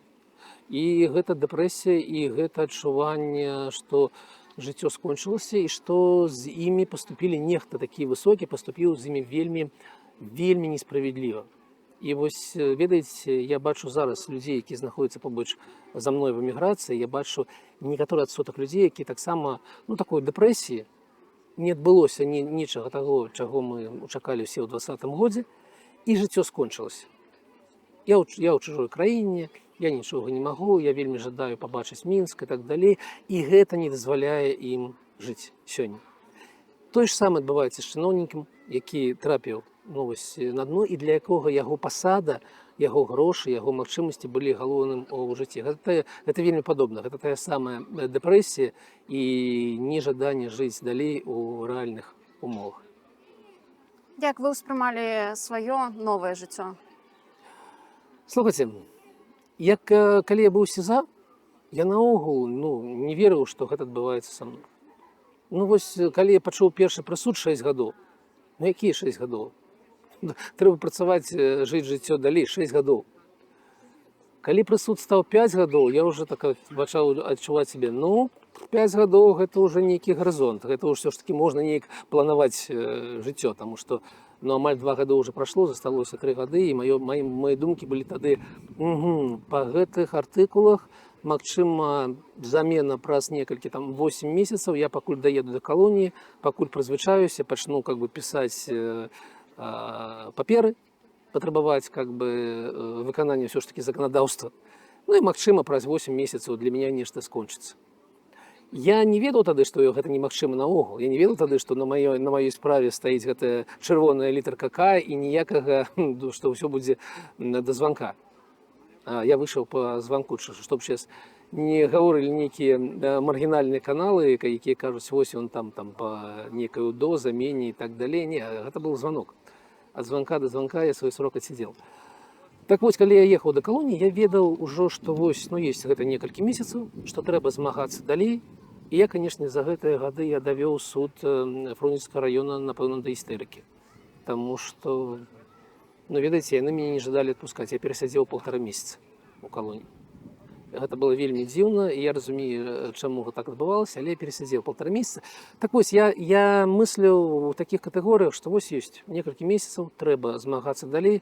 Прайшла там некая першая частка, калі даехаў, прызвычаюся, зразумеў, як все працуе ў калоніі, як патрэбна жыць в калоніі, каб жыць асэнсаваным жыццём, каб не ляжаць на ложку, на ваце і чакаць, калі скончыцца твой тэрмін. І заўсёды было такое, што вось первая папера да Верховнага суда, вось вторая, вось трэцяя, вось там 7-я. І заўсёды гэта было змаганне. Але і тыя справы, якія рабіў у калоніі, все гэтыя канцэрты, тэатр ці гульні што дзе калі, яны таксама падтрымлівалі. Яны таксама стваралі сэнс таго, што адбываецца. Таксама людзі падыходзілі ў калоніі і казалі: дзякуй вам за вашу працу, таму што ёсць 2 гадзіны на тыдні, калі я адчуваю сябе вольным чалавекам. Калі я прыхожу да клуба, і мы гуляемся ў гэтае гульню, мы гуляемся гульню, мы не робім нічога такого сур'ёзнага, такого уж чагосьці, чтобы было таким, ведаеце, шляхам на волю. Таму вось гэта падтрымлівала, і у меня было распісаны дзень, я заўсёды быў заняты. Таму мои 4 года 7 месяцаў прайшлі. Зараз гэта здаецца хутка. Тады не казалася, што гэта. Ведаеце, трэба памятаць адну слушную думку, якая існуе ў такім выглядзе такой простых слоў, аб тым, што ўсё, што не, в русском языке, все, что не заканчивается на мягкий знак, все не считается сроком. Кажется, что это шутка. Але гэта не жарт, потому что 5 гадоў гэта той тэрмін, калі якое сазнанне яшчэ чапляецца за тое, што адбываецца дома. Яшчэ чапляецца за сяброў, за ўсіх астатніх, за нейкіх калег па працы, за нейкія падзеі грамадскага жыцця. Пасля 5 гадоў чалавек ўжо з'яўляецца такім істотай, якая існуе толькі ў калоніі. І гэта сур'ёзна. Гэта так. Дзякуй Богу, што ў меня было 5 гадоў, пасля змены заканадаўства яны сталі 4 гадамі 7 месяцамі. Дзякуй Богу, што гэта так, таму што, магчыма, змены ўнутры былі бы больш сур'ёзныя, чым яны адбыліся, чым тое, што здарылася. Што вас адабралі, дарэчы? Грошы, бізнес. Маёмасць? Ведаеце, так здарылася, што вся маёмасць, якая была ў бізнесе, канешне. Там была маёмасць, у першую чаргу, у Смалявічах, буйная маёмасць, якой была ўкладзена некалькі мільёнаў долараў, якая была потым продадзена за кошт меней за мільёны. Нехта там працуе, і, дзякуй Богу, хай працуе. Было б горш, калі б гэта было разбурана і нічога на гэтым месцы не было, але, вось, напрыклад, там некалькі мільёнаў, якія былі і сталі нічым. Машына, кватэра? Ведаеце, гэта вельмі цікавая гісторыя, аб якой я не буду распавядаць. Прабачце, калі ласка, у меня КГБ спіздзіла телефон. Можете патлумачыць вось гэтае адчуванне раскулачанага чалавека? Вы выходзіце з турмы, а у вас нічога не... Вось было ўсё, а вы зараз выходзіце Без Слухайте, нічога. калі ты выходзіш з турмы, у тебя адчуванне, што у тебя не было нічога учора у турме, а зараз у тебя есть воля. Ты можешь идти, куда ты хочешь. Ты можешь зайти в краму, купить не только яблоки, ці апельсины, а и там арбуз, гэты, там, суницы, ці, как бы, нечто, то это, что ты сам жадаешь. И у тебя великое адчуванне счастья и там того, что у гэты момент тебе належыць целый свет. Гэта шмат больш, чым нейкія там грошы, ці там машины, ці тэлефоны. І гэта галоўнае адчуванне. Конечно, потом как бы, ну, ты вяртаешься на там, свои 25 гадоў таму, калі у тебя не было нічого, тебе трэба ўсё пачынаць заново. І ну, такі, ведаеце, досвед, але калі ён ішоў такі накладзены на эміграцыю, ну, гэта зусім такі у квадраце. Ну, я гэта ўспрымаю як такую вялікую прыгоду. Ну, кому яшчэ ў жыцці будзе выдаць такая прыгода пасядзець у турме, потым выйсці, таму што, ну, ведаеце, я ўжо шмат разоў казаў, калі я ляжаў на нарах, калі Лукашенко на мяне араў у тэлевізар, я, па-першае, я не верыў у тое, што гэта ён пра мяне так кажа, потому что я не ведаю, што я зрабіў, как бы, няма больш у жыцці злачынцаў, чым Бондарович. А па-другое, ну, мне падавалася, што ну, выведуць за вугал, как бы, да расстраляюць, ці будзе 20 гадоў. Я мыслю у таких катэгорыях, што ну, ўсё жыццё скончылася, што мае дзеці мяне не пабачаць болей. І таму гэты прысуд 6 гадоў, а потым 5 гадоў пасля апеляцыі, а потым как бы выхад праз 4 года 7 месяцаў, гэта такі цуд. Якое было ваше месца ў турэмнай іерархіі? Нельга казаць, што не існуе зараз турэмная іерархія, яна існуе. Але ўсё ж такі ўсе зоны ў Беларусі яны чырвоныя. Нет такіх у нас ужо зон, якія мы можам назіраць у там фільмах ці чытаць у кніжках, да? Ну, такіх зон уже няма увогуле. Таму, ну, вы ведаеце, я быў чалавек, які заўсёды там амаль кожны дзень хадзіў як на працу ў клуб і нешта там рабіў. І таму стаўленне нармальных людзей было для мяне як для чалавека, які там, ну, займаецца сур'ёзнымі справамі, там нешта арганізуе для іх і так далей. Была некаторая частка, якая глядзела на гэта, так, знаеце, праз вока, ён супрацоўнічае з адміністрацыяй. Але гэта была такая вельмі малая частка, ну і заўсёды гэта, ведаеце, такая позиция, с одного боку, ну, вроде ходишь до клуба, нечто робишь, с другого боку, но по фактам-то предъявить нечего, потому что, ну, ни разу я себе не схлусил, когда сидел у колонии, ничего не зрабіў такого, как можно было прийти и сказать, гляди, ты вось супраць гэтага, ці супраць гэтага нешта дрэннае зрабіў. На вас стучали? А не ведаю. Я не ведаю. Ну, слушайте, колония такая справа, что там на всех стучать. Что нема, как бы, но яна празрыстая, потому что там есть люди, якія стаяць на пасадах, там заўхоз, гэта вялікая пасада у колонии, там ці нехта іншы, і у яго няма іншага выбора. Ён будзе супрацоўнічаць з гэтымі аперамі, будзе расказваць пра ўсіх усё. І таму ён і стучыць у меня. І калі гэта адбывалася, я ўпэўнены, што гэта адбывалася, у меня няма да іх прэтэнзій. У іх такое, как бы, такая жизнь, такое жыццё зараз у іх. Як там дамагчыся нейкіх нармальных умоваў? Вось у вас там былі нейкія кружкі, клуб, так, нейкая актыўнасць пазатурэмная, можна сказаць. Вось як дамагчыся, як вам дазволілі ўвогуле гэтым займацца? Ведаеце, ну, мы павінны казаць усё ж такі аб тым, што ёсць палізнявольныя зараз, і гэта зусім іншая справа. Я упэўнены, што для іх той шлях, які я прайшоў у турме, наогул немагчымы. Мы бачым, што адбываецца жах, таму што з гэтых 1500 тых палізнявольных, якія ёсць у спісах, так, а мы разумеем, што іх нашмат больш. Ёсць такі асобны спіс, там прыкладна 20-30 чалавек, якіх катуюць і якіх даводзяць да смерці. І гэта адбываецца, гэта спісы там і Калеснікава, і Знак, і Бабарыка. І гэта не тое, пра што я расказваю. Я расказваю пра звычайнае жыццё звычайнага зэка у той момант, калі не было ніякіх палізнявольных. Таму для гэтых 30 чалавек наогуле, дай Бог, каб яны дажылі да вызвалення у тых умовах, якіх яны знаходзяцца, таму што іх Ну, ведаеце, для мяне вось пытанне ўнутры сябе. Я хадзіў па гэтай зоне. Я размаўляў з гэтымі афіцэрамі, прабачце, ментамі. З некаторымі з іх мне немагчыма сяброўства з імі, разумела, гэта менты. Но у меня былі такія размовы, як чалавек, які робіць нешта ў клубе, і чалавек, які там працуе ў клубе. І я разумею, што гэтыя ж самыя людзі, з якімі я размаўляў па-чалавечы, зараз пішуць тыя самыя паперы, якія катуюць, якія засоўваюць людзей, якіх паважаю, вось пад крышу, тое, што пад дах. То есть з калоніі, дзе больш-менш такія нармальныя умовы, засоўваюць у турэмныя умовы. А там зусім па-іншаму.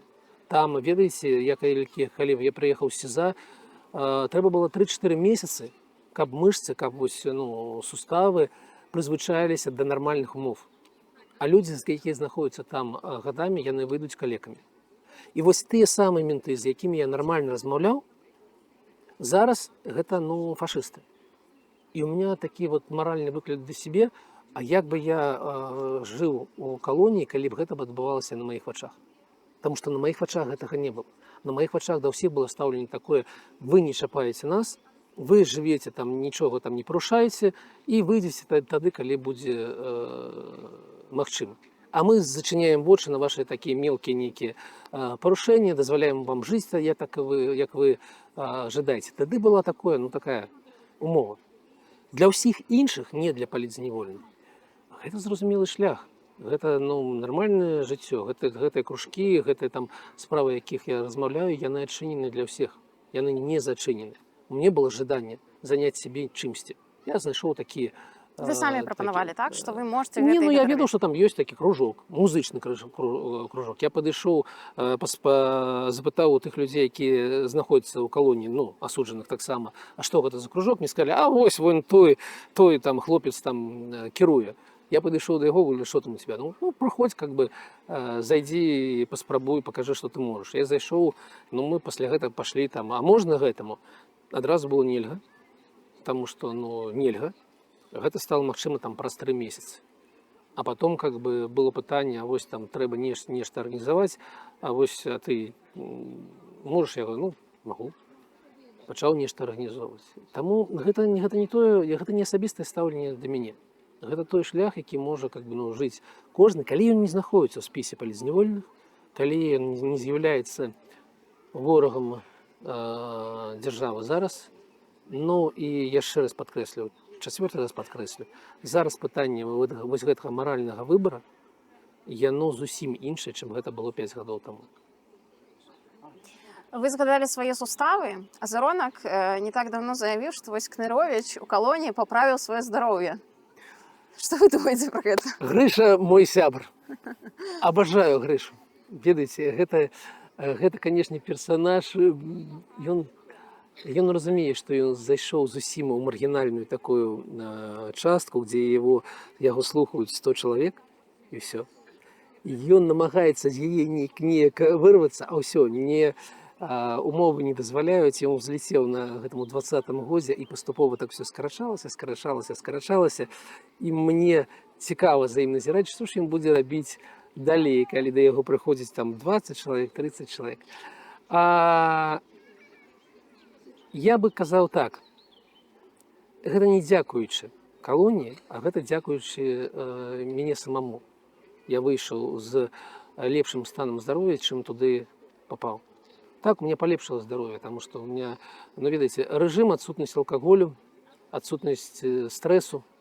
Так, у меня стало лепей с сердцем, у меня стало, я зразумела, что я там кожная магчымасць, калі была займацца спортом, я займаўся спортом. Но гэта не мае дачынення да калоній і да тых умоў, якія там ёсць. Гэта мае дачынення да мяне сабе. І гэта мой выбор, я так жыў. Былі людзі, якія жылі па-іншаму. На маіх вачах адбывалася некалькі смерцей. Не менавіта на вачах, а побач са мной. Быў чалавек, у якога быў прысуд 20 гадоў, яму заставалася сядзець 18, ён неяк ранкам выйшаў, запаліў цыгарку і асеў, і все. І няма чалавека. І не даждалася маці яго. Быў чалавек, які памёр, таму што яму не аказалі дапамогу медычную. Наогул. Таму Грыша можа казаць все, што ён жадае, яго ніхто ўжо не слухае. Ну, але насамрэч кожны чалавек выбірае сам, як яму жыць, у тым ліку і ў калоніі. А па вашых назіраннях самыя лепшыя умовы там у колішніх сілавікоў, у колішніх чыноўнікаў, там мэраў ці ў бізнэсоўцаў? Я наогул бы так не казаў. Таму што ўсё ж такі ты прыязджаеш да калоніі і ты пачынаеш зарабляць аўтарытэт занова. Які б ты ни быў там, чыноўнік, сілавік, ну так, ёсць нейкае стаўленне лепшае да чалавека, які прыехаў па эканамічным артыкуле, чым да забойцы. Гэта зразумела. Але калі забойца будзе сябраваць з галавой і будзе себя весці адпаведным чынам, а чыноўнік будзе заўсёды нарывацца на канфлікты, пісаць скаргі на гэтую самую калонію і дабівацца вось гэтай самай праўды, то у яго будуць дрэнныя умовы, а ў забойцы будуць добрыя умовы. Гэта працуе менавіта так. Ты прыязджаеш да калоніі і пачынаеш жыццё занова, зарабляць занова аўтарытэт. Таму я бы не адказваў. Ну, зразумела, што ёсць нейкія там нейкія вольнасці, нейкія такія магчымасці, калі там нешта ў цябе лепей з грашыма, то ну, там ёсць некаторыя малыя магчымасці, але цалкам на сітуацыю, на становішча гэта не ўплывае. Уплывае твае асабістыя паводзіны. Ці хтосьці адвярнуўся ад вас, калі вы трапілі за краты? Гэта вельмі цікава. Па-першае, я дзякую Богу, у меня такія родныя, з якімі не было ніякіх, ведаеце, яны не ставілі мяне да выбара маральных. І ўсе мяне падтрымалі, усе, хто былі побач. І дзякую Богу, я знаходзіўся ў такім асяроддзі, цалкам падтрымліваючы мяне. Былі некаторыя сябры, былі некаторыя там знаёмыя, якія здаваліся, што гэта ну, сапраўдныя сябры, якія так выпалі на 5 гадоў, а потым зноў з'явіліся. Здрасце. І гэта было таксама так цікава з пункту гледжання некага такого эвалюцыі чалавека. Ну вось, ну ніякіх такіх сур'ёзных такіх крызісаў, якія былі вось такія, я там яму давяраў, а ён вось такі, не, я праз гэта не праходзіў, я, конечно, не назіраў, як гэта адбываецца з іншымі, і вельмі цяжкія справы, калі жонка піша, ну ўсё, ты мне болей не муж, калі там чалавек звоніць па тэлефоне да мамы, и просит телефона отца. Отец говорит, я с ним не буду размовлять, он меня так подвел, и он сел в тюрьму. И человек проходит, ну, белый, цалком белый. И он разумеет, что ему отец скажет, ты мне более не сын. Я праз гэта не праходзіў. Мяне падтрымлівалі ўсе, таму гэта не мой шлях, гэта не моя гісторыя.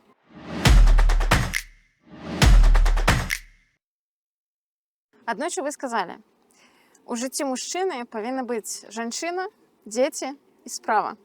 Са справай ўсё ясна. А што наконт жанчыны і дзяцей? Слухайце, я гэта пісаў з-за кратаў. Гэта было напісана там першыя 2 месяцы, напэўна, калі быў час паглядзець на сябе. У гэтым сэнсе мне ўсё добра. У меня ёсць дзеці, дзякуй Богу, і яны ўжо вялікія, яны вельмі мяне здзіўляюць. У мяне ўжо ёсць унучка, якая ўжо пайшла ў школу. И в остальном так само все добро. Что для вас самое важное в женщине? Знаете, есть такая фраза, которая здесь применима, хотя немножко пластмассовая, конечно, что хороший брак – это когда у вас одинаковые жизненные принципы и одинаковое представление о счастливом будущем. Это не любовь, это не все остальное. А вот базовый взгляд на вещи, там, нельзя бить ребенка. Нельзя сажать журналистов за их работу в тюрьму. И много-много чего еще такого базового. И общий взгляд на то, вот, как мы хотим через 10 лет. Так? Ну, вот так. Ну вот, по большому счету, этого достаточно. Конечно, есть много там запятых после этого, да. Есть там, не знаю, вкус во всем. Есть какие-то совершенно бытовые вещи. Ну, это все там переживаемо и понимаемо, если есть вот это базовое совершенно общее представление. Ваши дети стали заниматься бизнесом ці пошли іншими дорогами? Слушайте, одна работает на себя, вторая работает в найме, и ей хорошо. Мои дети самостоятельные люди. И мое счастье, что я смотрю на них и понимаю, что если я завтра умру, ну, они будут очень грустить, но они уже совершенно самостоятельные в этой жизни, конечно. А они не занимаются бизнесом, ну, в смысле каких-то там бизнес как бы успехов, но мне достаточно того, что я вижу, и я бы, знаете, как бы к бизнесу в жизни там склонны там 5% населения. Они обе могли бы. Может быть, я доживу, когда я вижу, как они обе там разворачивают компанию. Может быть, я никогда этого не вижу, но этого не важно, потому что я смотрю на них, и я горжусь. Слава богу, я думаю, что это у тебя такие? Самый счастливый день у вашем житті? Понимаете, есть какие-то пики. Там рождение детей, есть там освобождение из колонии, есть там какие-то вот такого рода вещи, и в какой-то момент это кажется счастьем, да, потом как бы проходит это ощущение, и, и сегодня смотришь как бы, ну, назад и понимаешь, что, ну, вот оно вот так все время. Но не бывает там Эвереста, вот как бы все остальное было плохо, а вот как бы, хух, счастливой жизни. И дальше опять стало плохо. Как бы я все время испытываю удовольствие от жизни. Я там, знаете, у меня история, я написал о ней в Фейсбуке, я вчера забыл наушники дома. Я сел, ну вот представляю, вызвал такси, наушники забыл. А я люблю как бы ездить в наушниках, там хороший звук у меня. И думаю, вот сейчас я буду ехать в такси, а там будет какой-то вот водитель какой-нибудь из Средней Азии. Еще он будет ехать так на разбитом приусе и будет играть что-нибудь типа польской попсы. Я себе представил эти негативные ощущения, но не побежал за наушниками назад, потому что подумал, блин, погода вот как сейчас прекрасная. Голубое небо, солнце мягко светит. Переживу как-нибудь. Вот приехал Lexus. По нормальному как бы такси приехал Lexus за мной. Я сел внутрь. Там совершенно замечательно работал мягко кондиционер. Водитель вез меня так, как будто он везет вот английскую королеву. Я уже был совершенно в ощущении релакса, удовольствия от этого дня. Там заиграла музыка, и пока я ехал 20 минут, там играла фортепианная музыка. Я небольшой любитель фортепиано, но это не была попса, а во-вторых, кто-то очень хорошо играл. Я как бы у него забрал там надпись, оказывается, что это очень известный большой, по-моему, азербайджанский, извините, если я ошибаюсь, но, по-моему, азербайджанский пианист, что это, по-моему, всемирно известный. И вот эти 20 минут были ощущением совершенно вот такого неожиданного абсолютно счастья, которое вдруг за что-то на меня обрушилось, как бы по цене нормальной поездки в такси. Я понял, что я не зря забыл наушники. Поэтому я не могу сказать, что, знаете, вот там пик, потом плохо, потом плохо. Нет, каждый день удивляет чем-то вот такого рода и преподносит такие вот такого рода сюрпризы.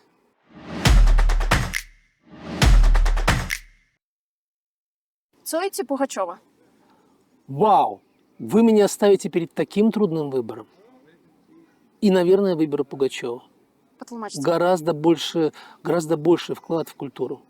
Ну, она, конечно, вклад в советскую культуру, но я советский, я вырос из Советского Союза, и я понимаю, кем была Пугачева для советских, в первую очередь, женщин, вообще для советских людей.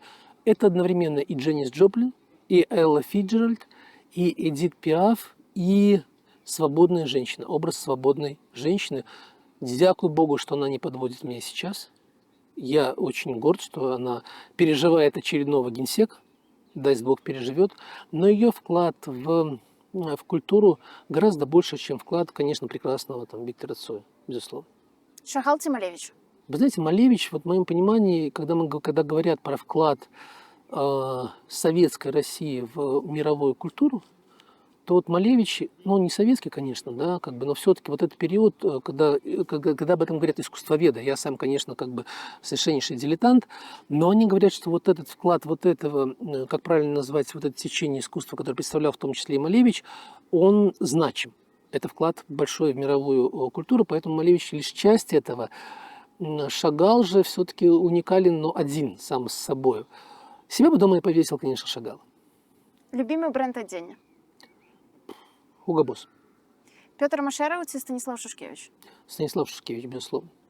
Якая мадэль больш пасуе для Беларусі? Сінгапур ці Скандынавія?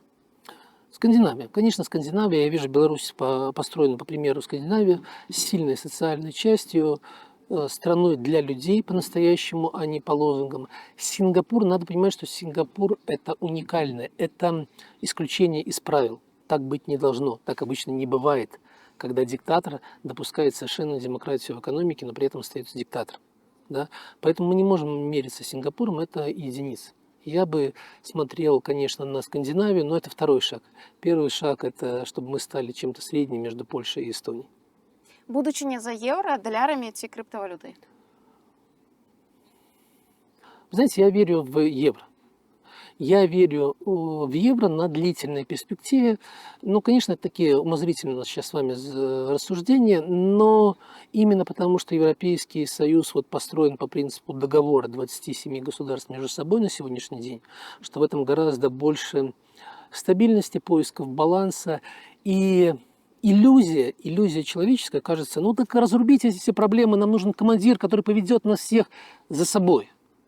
Но так не работает. На длительном отрезке времени, на длительной перспективе долгий разговор, долгий поиск компромисса, долгий поиск общих решений приводит к тому, что ситуация стабильнее в развитии. Не бывает там рывков и потом падений. Нет, это ситуация нормального постепенного роста. Поэтому я больше верю в евро, но это такие философские рассуждения, а как бы кто будет более удачлив в экономической политике, ну, надо смотреть. Барселона ці Манчестер Сити? Не люблю Манчестер Сити, А за люблю кого вы? Барселону. Вы знаете, я сейчас не такой фанат как бы спорта, как был раньше. И, конечно, когда-то был Лестер великолепный, который в 2015 году порвал чемпионат Англии, он был там выскочкой. Когда-то был прекрасный Манчестер Юнайтед при сэре Алеке Фергюсоне. Когда-то был замечательный там Галактика с Реал. Вот. Но у меня нет такого прикипания к какому-то клубу, поэтому просто я не люблю, когда большие деньги играют как бы в футбол, а для меня Манчестер Сити – это когда пришли шейхи с нефтяными деньгами и начали играть в футбол. Только поэтому это не имеет ничего общего там с тренерским талантом Гвардиолы. Он гений, совершеннейший, безусловно, и он большой-большой как бы молодец, ну вот такое какое-то эмоциональное отношение. Но в этом смысле для меня, знаете как, когда мы говорим про новую современную Беларусь, я сегодня об этом думал, что частью новой Беларуси является и победа Батэ над Баварией. Когда-то это было в 2012 году, что это для нас тоже как бы рэпер. И поэтому, как бы выбирая вот из этих клубов, я бы хотел увидеть Батэ тогдашний и Крумкачи. Я бы хотел, чтобы там Крумкачи играли когда-нибудь на ноу-камп как почти равные. Браслаўскія азёры ці all-inclusive у Егіпце? Ни то, ни другое. Не люблю ни того, ни другого. Люблю как бы самостоятельное путешествие, но на Средиземном море вообще озерный какой-то отдых это не для меня. И я как бы видел очень красивые озера в Витебской области, но мне комфортнее вот где-то на Средиземном море. Уж не знаю, как это можно оценить, но это вот так. Если бы выбирать действительно, то, конечно, не all-inclusive в Египте. Ну, не хочу, конечно. Конечно, тогда Браславские озера. Політика ці бізнес? В хорошей ситуации, в условиях новой Беларуси, политика, когда это прозрачно, честно, но мы понимаем, что это некий образ, идеал, в котором как бы до которого любой стране тянуться. Не бывает такой чистой, красивой как бы политики ни в Польше, ни в США, ни в Великобритании. Это всегда как бы некое приближение как бы к идеалу. Наверное, вот в 50 с небольшим больше политика, но все равно это какой-то такой временный этап, чтобы сделать, оставить, дальше давайте сами. Не так давно вы раскрытыкавалі беларускі дзяржаўны гімн, ну у тым сэнсе, што ён пасуе ў прынцыпе розным краінам, так там беларускага мала. А які твор павінен быў бы быць гімном новой Беларусі? Я полагаю, что я бы очень хотел увидеть новый. гимн. Вот полностью новый. Вот Ни погоня, ни мы не выйдем с погоня, щільними нет. рядами, Вы знаете, ни могутный Боже. вот с точки зрения музыки я бы хотел видеть что-то бразильского типа, потому что там очень веселый гимн. Я бы хотел, чтобы под гимн хотелось танцевать, и чтобы гимн звал нас вперед, а не смотрел назад. Я понимаю, что это вряд ли как бы будет разделено многими, поэтому вряд ли этот гимн будет когда-то таким гимном. Но я бы хотел, чтобы под него люди улыбались и не думали про сражения, а думали про строительство, про стройку, а не про смерти, не про там битвы и так далее. Поэтому я бы хотел видеть целиком, полностью новый гимн. Дякую вам за розмову. Дякую вам. У меня для вас есть презент. О, как! Вот такая прыгожая кашуля. Ну, я вельмі спадзяюся, што вы падзяляеце нашы прынцыпы, што трэба будаваць, а не сварыцца. І таму Дякую, ад вялікі. блока для Але я вас. ще не вирішила, за кого буду голосувати. Гэта добра, галоўнае прагаласуйце. Галоўнае прагаласуйце, а за каго гэта ўжо, канешне, ваш выбар, ваша справа. Дякую. Бум.